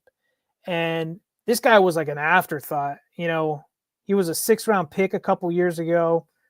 I'm glad he's nutted it out, essentially. And, per Jim Harbaugh in a presser, Jim says this guy's playing like a starting running back in the league, so it's pretty high praise. And he showed it, and he's running hard, and he's doing everything he can to help this team win. Ladd McConkey, 6 receptions, 88 yards, and a touchdown. Love Ladd, probably one of my favorite receivers on this team right now. Also, Trey Harris, one of another rookie. I'm going to ask that for you, Nav. I'll get to that, Nav. Trey Harris, another rookie receiver, caught his first touchdown this season, kind of like when Richie was talking about Pat Bryant. Trey Harris caught his first touchdown and, was kind of celebrated, especially with this fan base and the team, because he's been doing a lot of the nitty-gritty work and has kind of been the low man on the totem pole, per se, in the targeting order for Justin. So really, really happy to see him get that. But, something that was kind of weird, I don't know how many of you guys play fantasy football in the chat or on the show, but a lot of God, why did his name just get out of my head right now? Quentin Johnson. He 0 targets, 0 receptions. The guy was ghosted all game and was open. It was like he said something to Justin before the game. He must have pissed Justin off or something, because Justin just was not looking his way. He was out there running cardio, and it was kind of weird because Quentin was really hot, and then this game, it was like a put up a big giant donut in all categories. It seems like he's kind of reverting back to last year. He kind of did the same thing. He'd have a good game, then like disappear. No, game, dude, disappear. he was open in this game many times.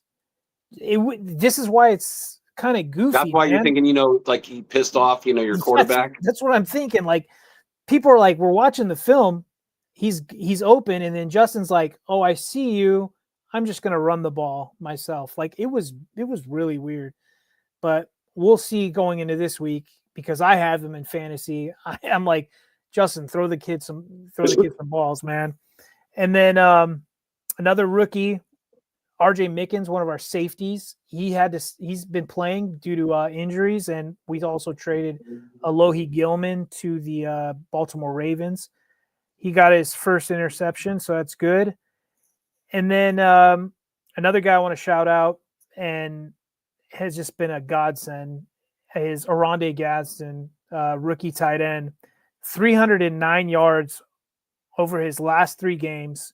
Just the second tight end since the 70s to have 305 plus yards in a 3-game span. He's passed Bowers through a 6-game stretch from last year in yards. I think just by 2 yards, so not much. Oh, but Blatcher? Yeah, but the thing is Oronde, he's only started, I believe, like 5 games. He was a healthy scratch in a few of these early games this season.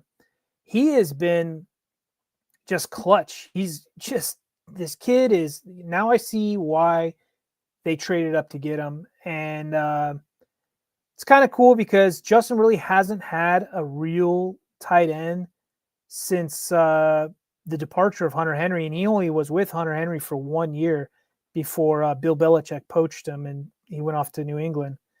Yeah, picture this, DZ. It's like, I know you, just like, Richie, they got Ingram. I know your team was hot after Ingram. Oh, yeah. What a lucky godsend that was that you didn't sign him then. Yeah, that is true. Yeah. But, with the rise of Oronde, Conklin, another guy we signed, he has been a nothing burger. He has been bad this season. And then Will Dissly, he was a scratch. His knee is jello. They brought him back for, I think, the Colts game, and he was a non-factor. And then, I mean, he's not even – I checked the practice report heading into this week's game. He's a DNP, so I don't know. So right now it's like Tucker Fisk and Oronde Gadsden. But I want to go back to Nav. Nav had a question about Omarion Hampton. This is where it's weird, and the fans don't know. And I know that fantasy community is kind of freaking out. It's like, when is Hampton going to come back? Because he's eligible to come off IR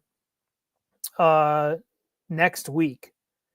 But nobody knows, like, if he's ready to come back, because there was rumors that he could be on IR a little bit longer.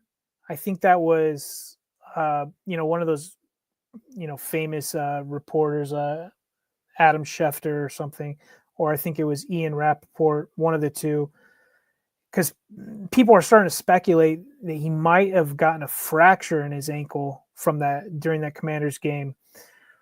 And, it's kind of weird because the Chargers didn't sign. I mean, they did sign another running back. It was just I think he was some scrub off the Cincinnati. I don't want to call him a scrub. I hate saying that, but just a non-factor. Yeah, he may have broken his ankle, may have had a fracture. It was kind of weird because he was like, right after that happened, was jumping up and down on the sidelines, and So we're not sure. And I think Harbaugh today said he had no new info, doesn't expect him to practice. And with the high praise of Kamani Vidal, I'm assuming that they're just going to rock with Vidal and Jarrett Patterson as their 1-2. Haskins, who is our number 3 running back going into the season, he's been dealing with a hamstring. He was a DNP as well, missed last game as well. So, yeah, it sucks. We need Hampton back, and I hate to look ahead, but we have the Steelers on Sunday Night Football in 2 weeks, and I would love to have Hampton back for that, but we'll see. Fingers crossed. Let's see. Let's go. Vikings only had 198 total yards. Wentz struggled, under pressure. Vikings only scored once out of their 3 trips into the red zone. And let me see this.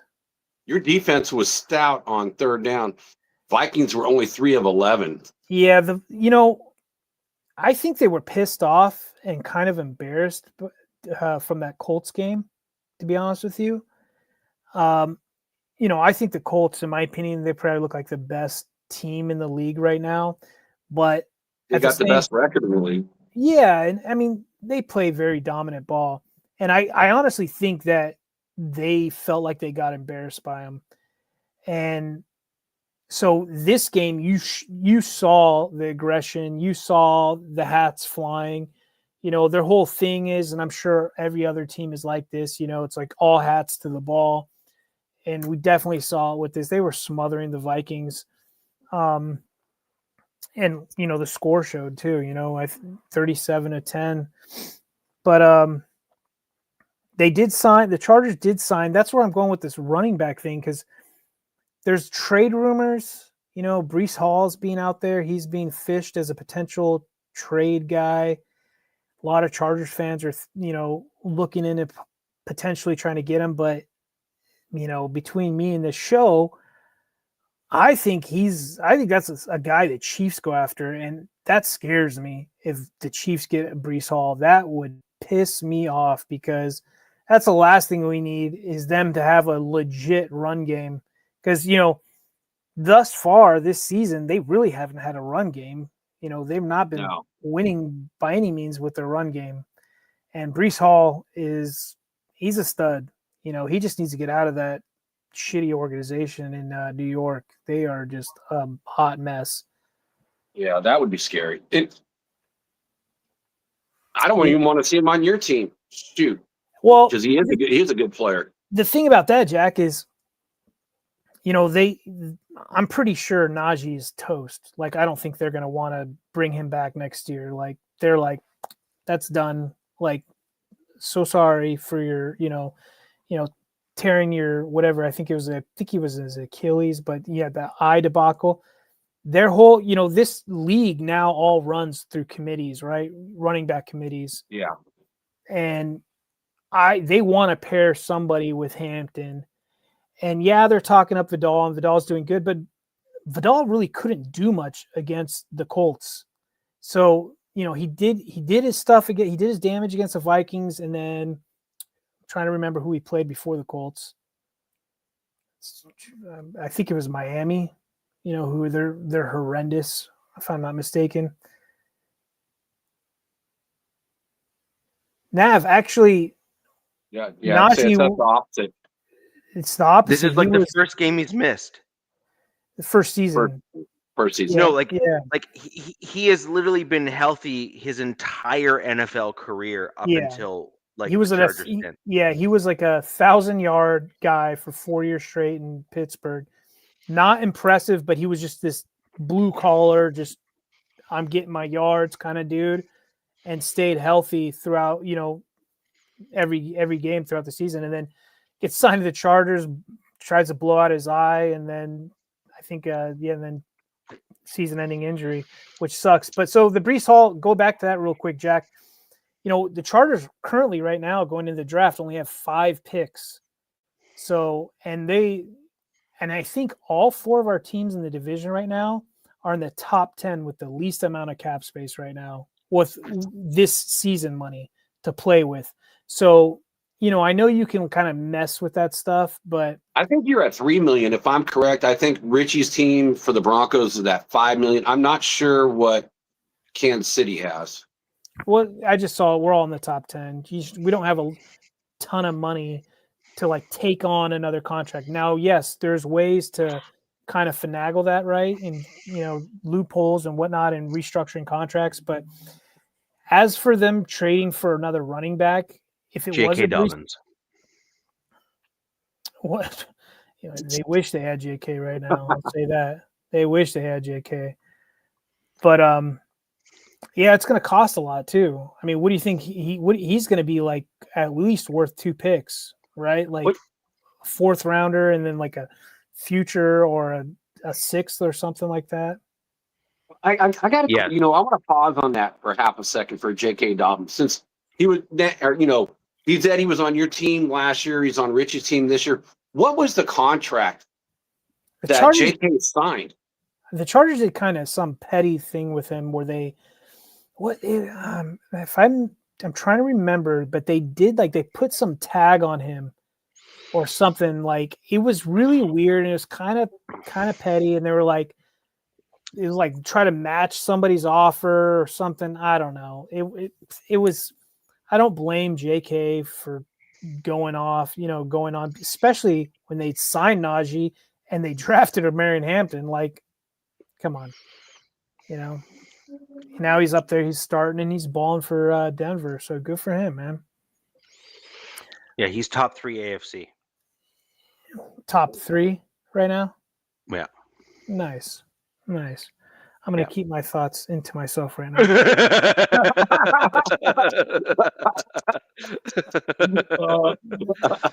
was funny as hell. The Chargers did sign, they picked up 2 other guys off the street. I do love this about Joe Ortiz, the new GM.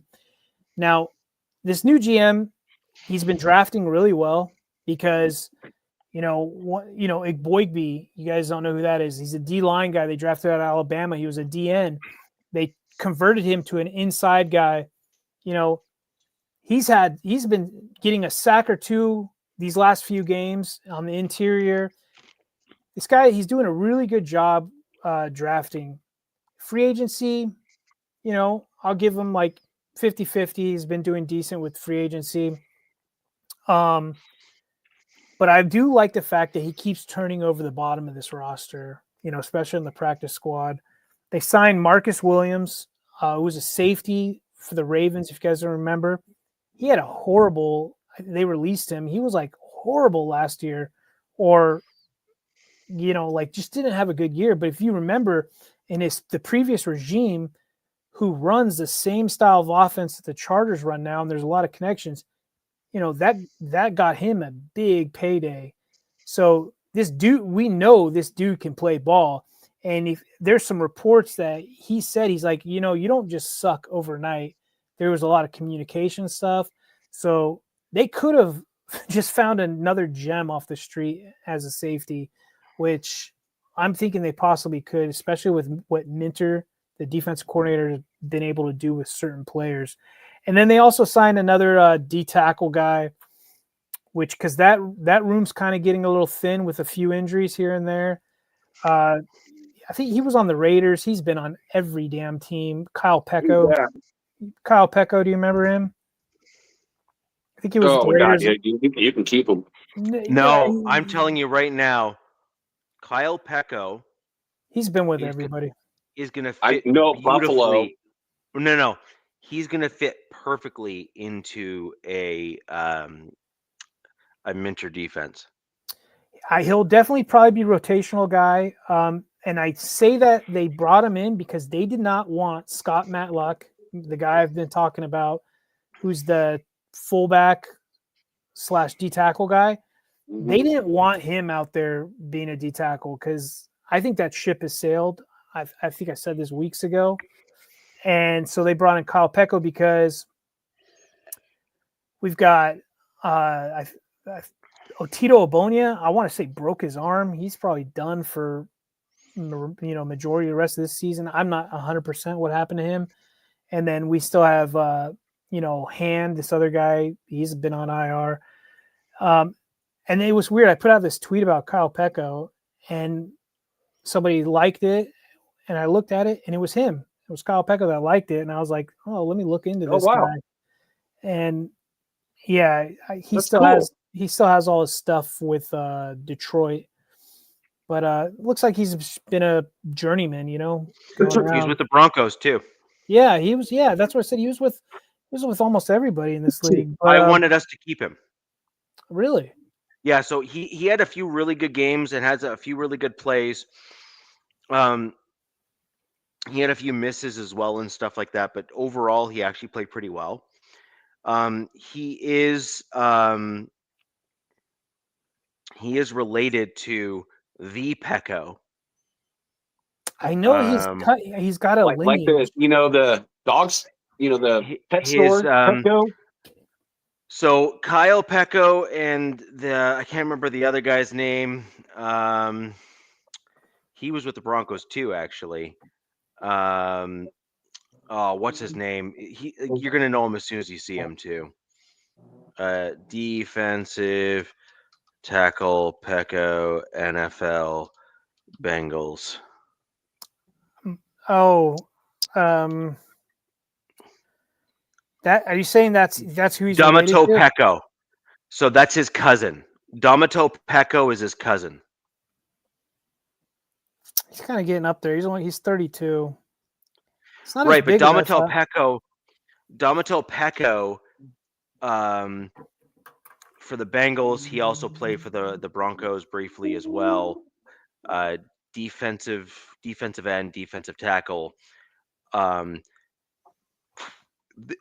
Obviously Kyle Pecco unfortunately didn't have as good of a career as Domato Pecco did. Domato Pecco was actually like a game changer for a good portion of his career for the Bengals. He was like that guy. Yeah.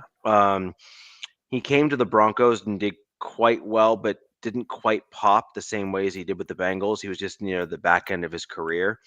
But Kyle Pecco had a few real solid games for the Broncos, where he was a difference maker in kind of like run defense and that sort of thing. Well, if he could give us a few games, why not? Yeah. Like if they this is what I think. They'll probably just keep calling him up. They'll call him up for a few weeks and they'll probably cut him. He'll probably earn a paycheck here. If not, maybe he'll stick around. I'm not sure. But one other thing in this game, the football gods who hate the Chargers there was a few injuries. Like every week, like it's Groundhog Day every Sunday or every Thursday. Yeah, you guys got 10 guys on IR too. We got too many on IR, Jack. But Derwin James went down. He was already dealing with a wrist deal, and then he got a low ankle sprain, which was, thank the gods that it was a low ankle sprain because I think the Chargers staff must be running out of walking boots. Everybody's in a walking boot out there with all these high ankles. Tony Jefferson, the other safety, he went down, but he came back in the game. And then I think what about Derwin too? I see that they're both questionable. Both your strong safety. Who's going to step up? Who's going to play? So per Harbaugh or per Minter, Derwin's going to play. Derwin practiced today. People were like, "Oh, thank goodness," seeing him out there practicing. But another guy that went down is our nickel cornerback, Tarheeb Still, and I think he's dealing with a sprained MCL. And he said he was fine, and then kind of like, I'm good. He's like, I'm great. He said it just like that to the beat reporters, and then the next day they're like, oh, or the next couple of days, Tarheeb Still sprained MCL. So this is where it's kind of getting a little interesting is per Jesse Minter as of today, they're going to be rotating guys in that slot position, that nickel. I was like, what was that? There was a guy we had in preseason, Nico Reed, who was balling out. I mean, just jumping off the screen. So much that they were like, we've got to keep. Okay, Jack. Okay. Gavin kicked me off again. No, that's all right. So much though, so that they were like, we're keeping this guy on the 53, but he got hurt. He got hurt in preseason, and he's healthy. So it looks like he's going to be making his debut against the Titans, and they'll be rotating. It'll be him, Derwin, and Jasir Taylor will all be rotating in that position. So it'll be cool to see this guy get his start. Kind of cool. It's against a team that I don't want to get ahead of myself that you're not too worried about, but, any given Sunday. And we'll see, the reason why they kept him. And then, that's pretty much for this game. I do have one other question for you. Yeah, man. And I'm looking at your right guard position with Mekhi Beckham and Jandre Slayer, and I see they're both listed at questionable. So are they either one of them going to play, or are you going to have to bring somebody up from the practice squad or move someone over? So Becton must be the large. I think he's lazy. I think he's out of shape, and I think he's stealing money. All right. And the Chargers they have Wolfgang Puck is who does all their catering in their facility. I think he's just eating, and that guy comes in. Get the good food. He comes in every game and leaves every game. He plays a few series, something happens, somebody looks at him wrong, and he's out of the game. Us fans, we're getting annoyed by him.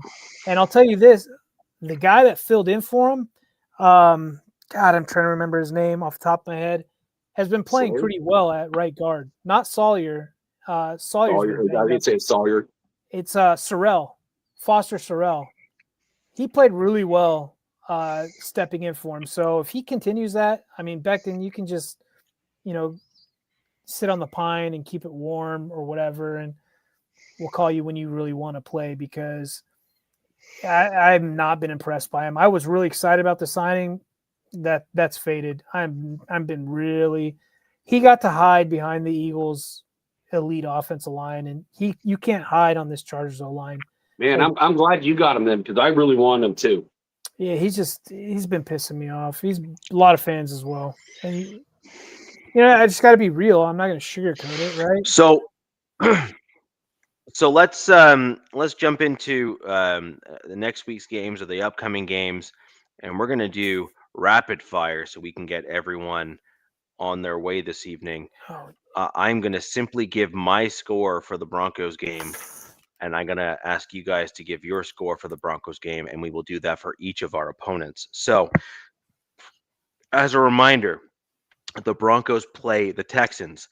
The Texans have the best defense in the NFL as it stands right now today, and their offense has been firing off lately in the last couple of games. Now, Bo Nix has typically struggled against reasonably good defenses, and I believe that this is going to be a reality check for my Denver Broncos. I have 21-17 for the Texans in this game. I think the Broncos are going to level off. DZ, Jack, your thoughts on the Broncos score, and then we will move on to DZ's Chargers. You want to go, Jack? Yeah, okay. I got it. So I with the injuries that I saw, with Denver, and yes, Houston is the number one defense that's out there, and it's going to be a challenge for the Broncos offense against this defense, and they're playing in Houston. Houston's a 1.5 favorite, so I got it as actually a lower scoring game for this one. I got it, I got Houston winning 20-19 is the way I see it. So I think this game's going to be low scoring, but my score's not going to show that. My score prediction, I could see this game being low score, like low teens, but I'm not a real believer in CJ Stroud. I think the Broncos could really get in his head and really throw off his help me out here. Throw off his timing. There we go. Rhythm and timing. And rhythm and timing. I think you guys have the guys to do that. I'm not a believer in the offensive line. I will say that Nico Collins is kind of like a kryptonite for, I would say, whoever's covering him, maybe Riley Moss or whatever. That's probably not going to be a good matchup for Riley. That being said, it pains me to say this. I still see the Broncos squeaking this out 20-17. So you're the reverse of me then, right? You said 21. I see that as plus or minus like, 20, 21. Like we're basically, you're the exact inverse effectively of my score. But yeah, fair enough. Yeah, we're all right within, like a point or two. And Nab, man, appreciate your score. I hope you're right. I would love that. I hope, Nab, you're wrong. 16. But let's drop the Broncos versus Texans scores in the chat as they come in. I will post them on the screen, and we will move on, DZ, to your Chargers. Let's give us your score, and we'll go from there. Well, this spread is it's in Tennessee. It's a 1 p.m. Eastern time zone. So last time Chargers went out there, they've done it twice now. Giants and Dolphins, they're going back out there. They're playing a really crappy team who's fire sailing right now. This isn't this isn't anything bad on Cam. I think he's going to be great. They just got to get him a team around him. But if this wasn't a Harbaugh team, I would say that this could be a trap game. But I think we already had that trap game, and that was against the Giants. Fingers crossed that was the only damn trap game because our schedule gets brutally tough after this. I've got us winning either two scores. It's either 28-12 or 30-10. I could see them just Pick one. I could see them stepping on the gas, especially in the second half, and just All right, go into our private chat and read my score.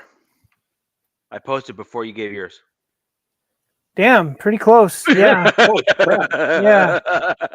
Yeah. That is close. That's like Richie, my best pairs. Yeah. So the chat can hear it. I will say though, against the Titans, it's not like they've played any like chumps. I feel like they've played some decent teams, but the writing's on the wall, especially with them trading off players and firing their head coach. 31-12 Chargers is my score. I try to get all my scores into the private chat here with the host here before they give theirs. Jack can attest I've already given the Raiders score already in that chat. But, I mean, DZ, it looks like we're kind of in lockstep on that game as well. The Broncos game, you inverted my score in terms of who won, who lost, but we are very much in the same ballpark. Jack, your score prediction, let's go from there. All right, so I got it a little bit bigger. And again, this is going to be a blowout, but we're all, again, within 1 or 2 points on the Chargers and within 2 points on Tennessee. I got the Chargers 33-10. Okay, so you got a little higher. Wow. Yeah. But so not by much. I mean, I'm only 2 points higher than Richie and 1 field goal higher than you. And me and you, DZ, we said the same for the Titans, exactly at 10 points. So real quick, I think Jim, I don't think Jim is like certain other coaches. What I saw them do it against the Vikings, I could be way out of left field and I could be wrong. I feel like he went the gentleman route and was like, we've got this game way in hand. We're just going to run it until you can stop it and then, kick field goals. So that's why those high scores, I'm just like, I'm not sure, but you never know. Well, hey, DZ, Nab, now your best friend. He's got you 40-6. That would be so. Cool. Just in the interest of time here, Jack, you do you. Let's see what you got for your Raiders, and then we will close the show out with DZ and mine giving a rapid fire for your Raiders score. All right. So really quick, we talked about injuries for both your teams. Brock Bowers is back. Jacoby Myers is back. Lonnie Johnson is now off IR, so who knows if he's going to play or not. And for them, their number one wide receiver, Brian Thomas, is out. Devin Lloyd, or I say questionable. Devin Lloyd's questionable. Eric Murray, their strong safety, is questionable. Raiders did sign, Tyler Lockett this week. Yeah. And so he's got familiarity with Geno. So we'll see if he plays. And they put, Justin Shorter on the practice squad and cut, linebacker Brian Asmoa. And one quick fun fact is that the Packers did bench Nate Hobbs, who they signed him to a $48 million deal. So the Raiders didn't re-sign him. And now the guy is on the bench. So with that being said, I look at the Raiders versus Jags. They're both stout in the run. The Raiders are ranked 13th against the run. The Jags are 6th. I see this as a very low-scoring game. And just because, I would never, ever, with Mrs. Davis and, George Atkinson, going away this week, there's like incentive for my team. They're playing in Vegas.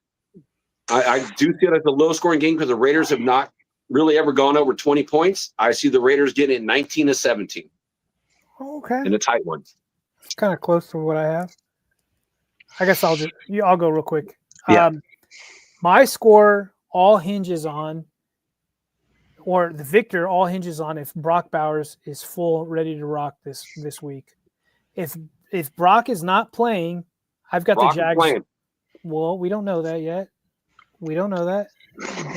If we do. So okay. I got the Jags winning 24-17. But that being said, if Brock is ready to rock, I can flip that score. And I think that, I think Trevor Lawrence is the biggest fraud, quarterback in this league right now. And I know you guys are ready to ship Geno off just due to his interception. So hopefully if Brock comes back, Geno can get his eyes checked, get him figured out, whatever. I can see you guys squeaking this one out. I have 24-20 Raiders. Super simple. Raiders are getting a bunch of guys back, and they've signed a few folks that I think are going to help them out a lot. I know Raiders Nation, you guys are not happy with Geno. I urge you to reconsider that choice. I think he's a way better quarterback than you're giving him credit for. You have put forward the worst offensive line that Geno has ever played in front of, or behind rather, and you have done him no favors. I think that Geno Smith, with the right weapons and a few other kind of tweaks and stuff like that, could be a legitimate team. He could be a legitimate quarterback rather for your team in the near future, at least. So I got you guys winning this game, actually, 24-20 for the Raiders, given your changes and things like that you've made this week with some of the guys you got coming back. And I also am willing to be on the record in the show saying that I think that this is going to be a bit of a Raiders resurgence this week, starting this week, because of the health, like the improvements on health on certain players on the team. Brock Bowers, et cetera.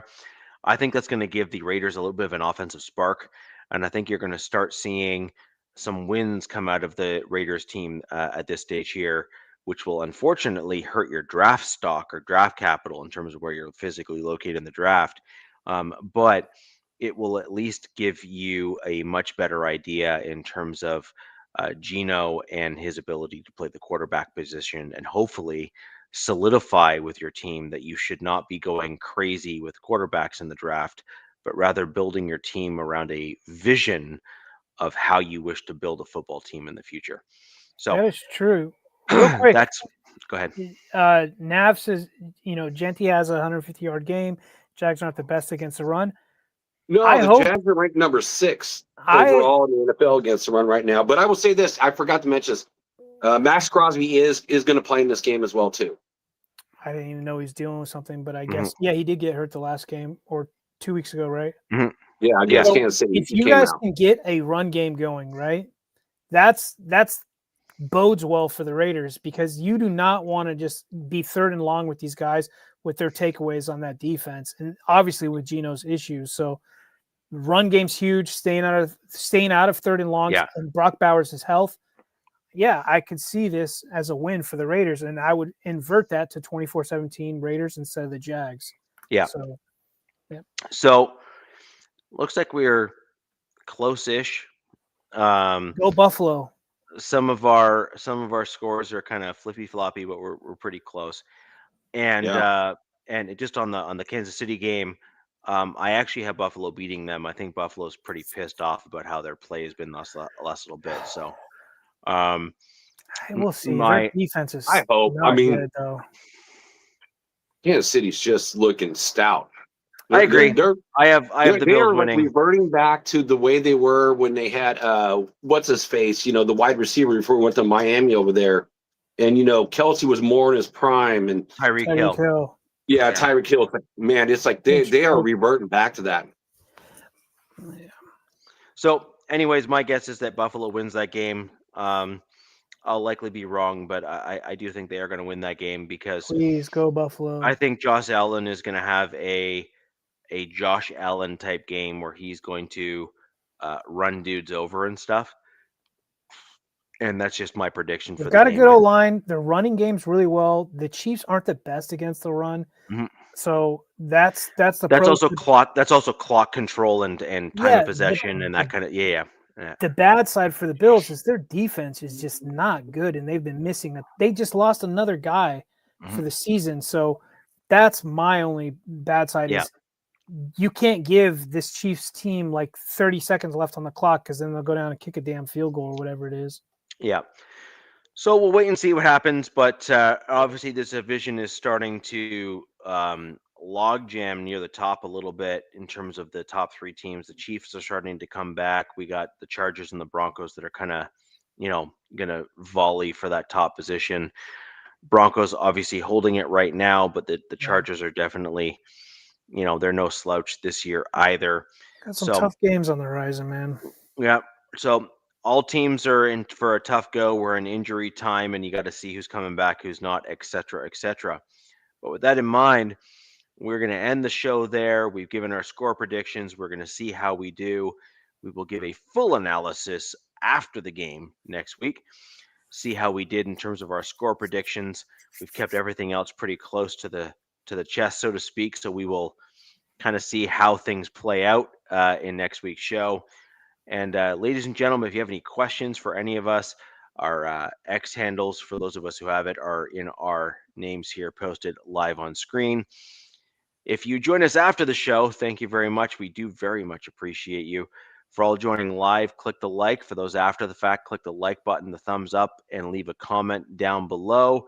We will do our best to reach out and respond to you as we can. And until next week, where the West Side's the best side. Peace! Fast lane when I pass in the street, bag of money in the passenger seat. Simcoe's been asking for me on the road from the west to the east. Way up, I might never come down, cause the coast racking up the flame out. So high, I might never come down, so what, this is my lifestyle.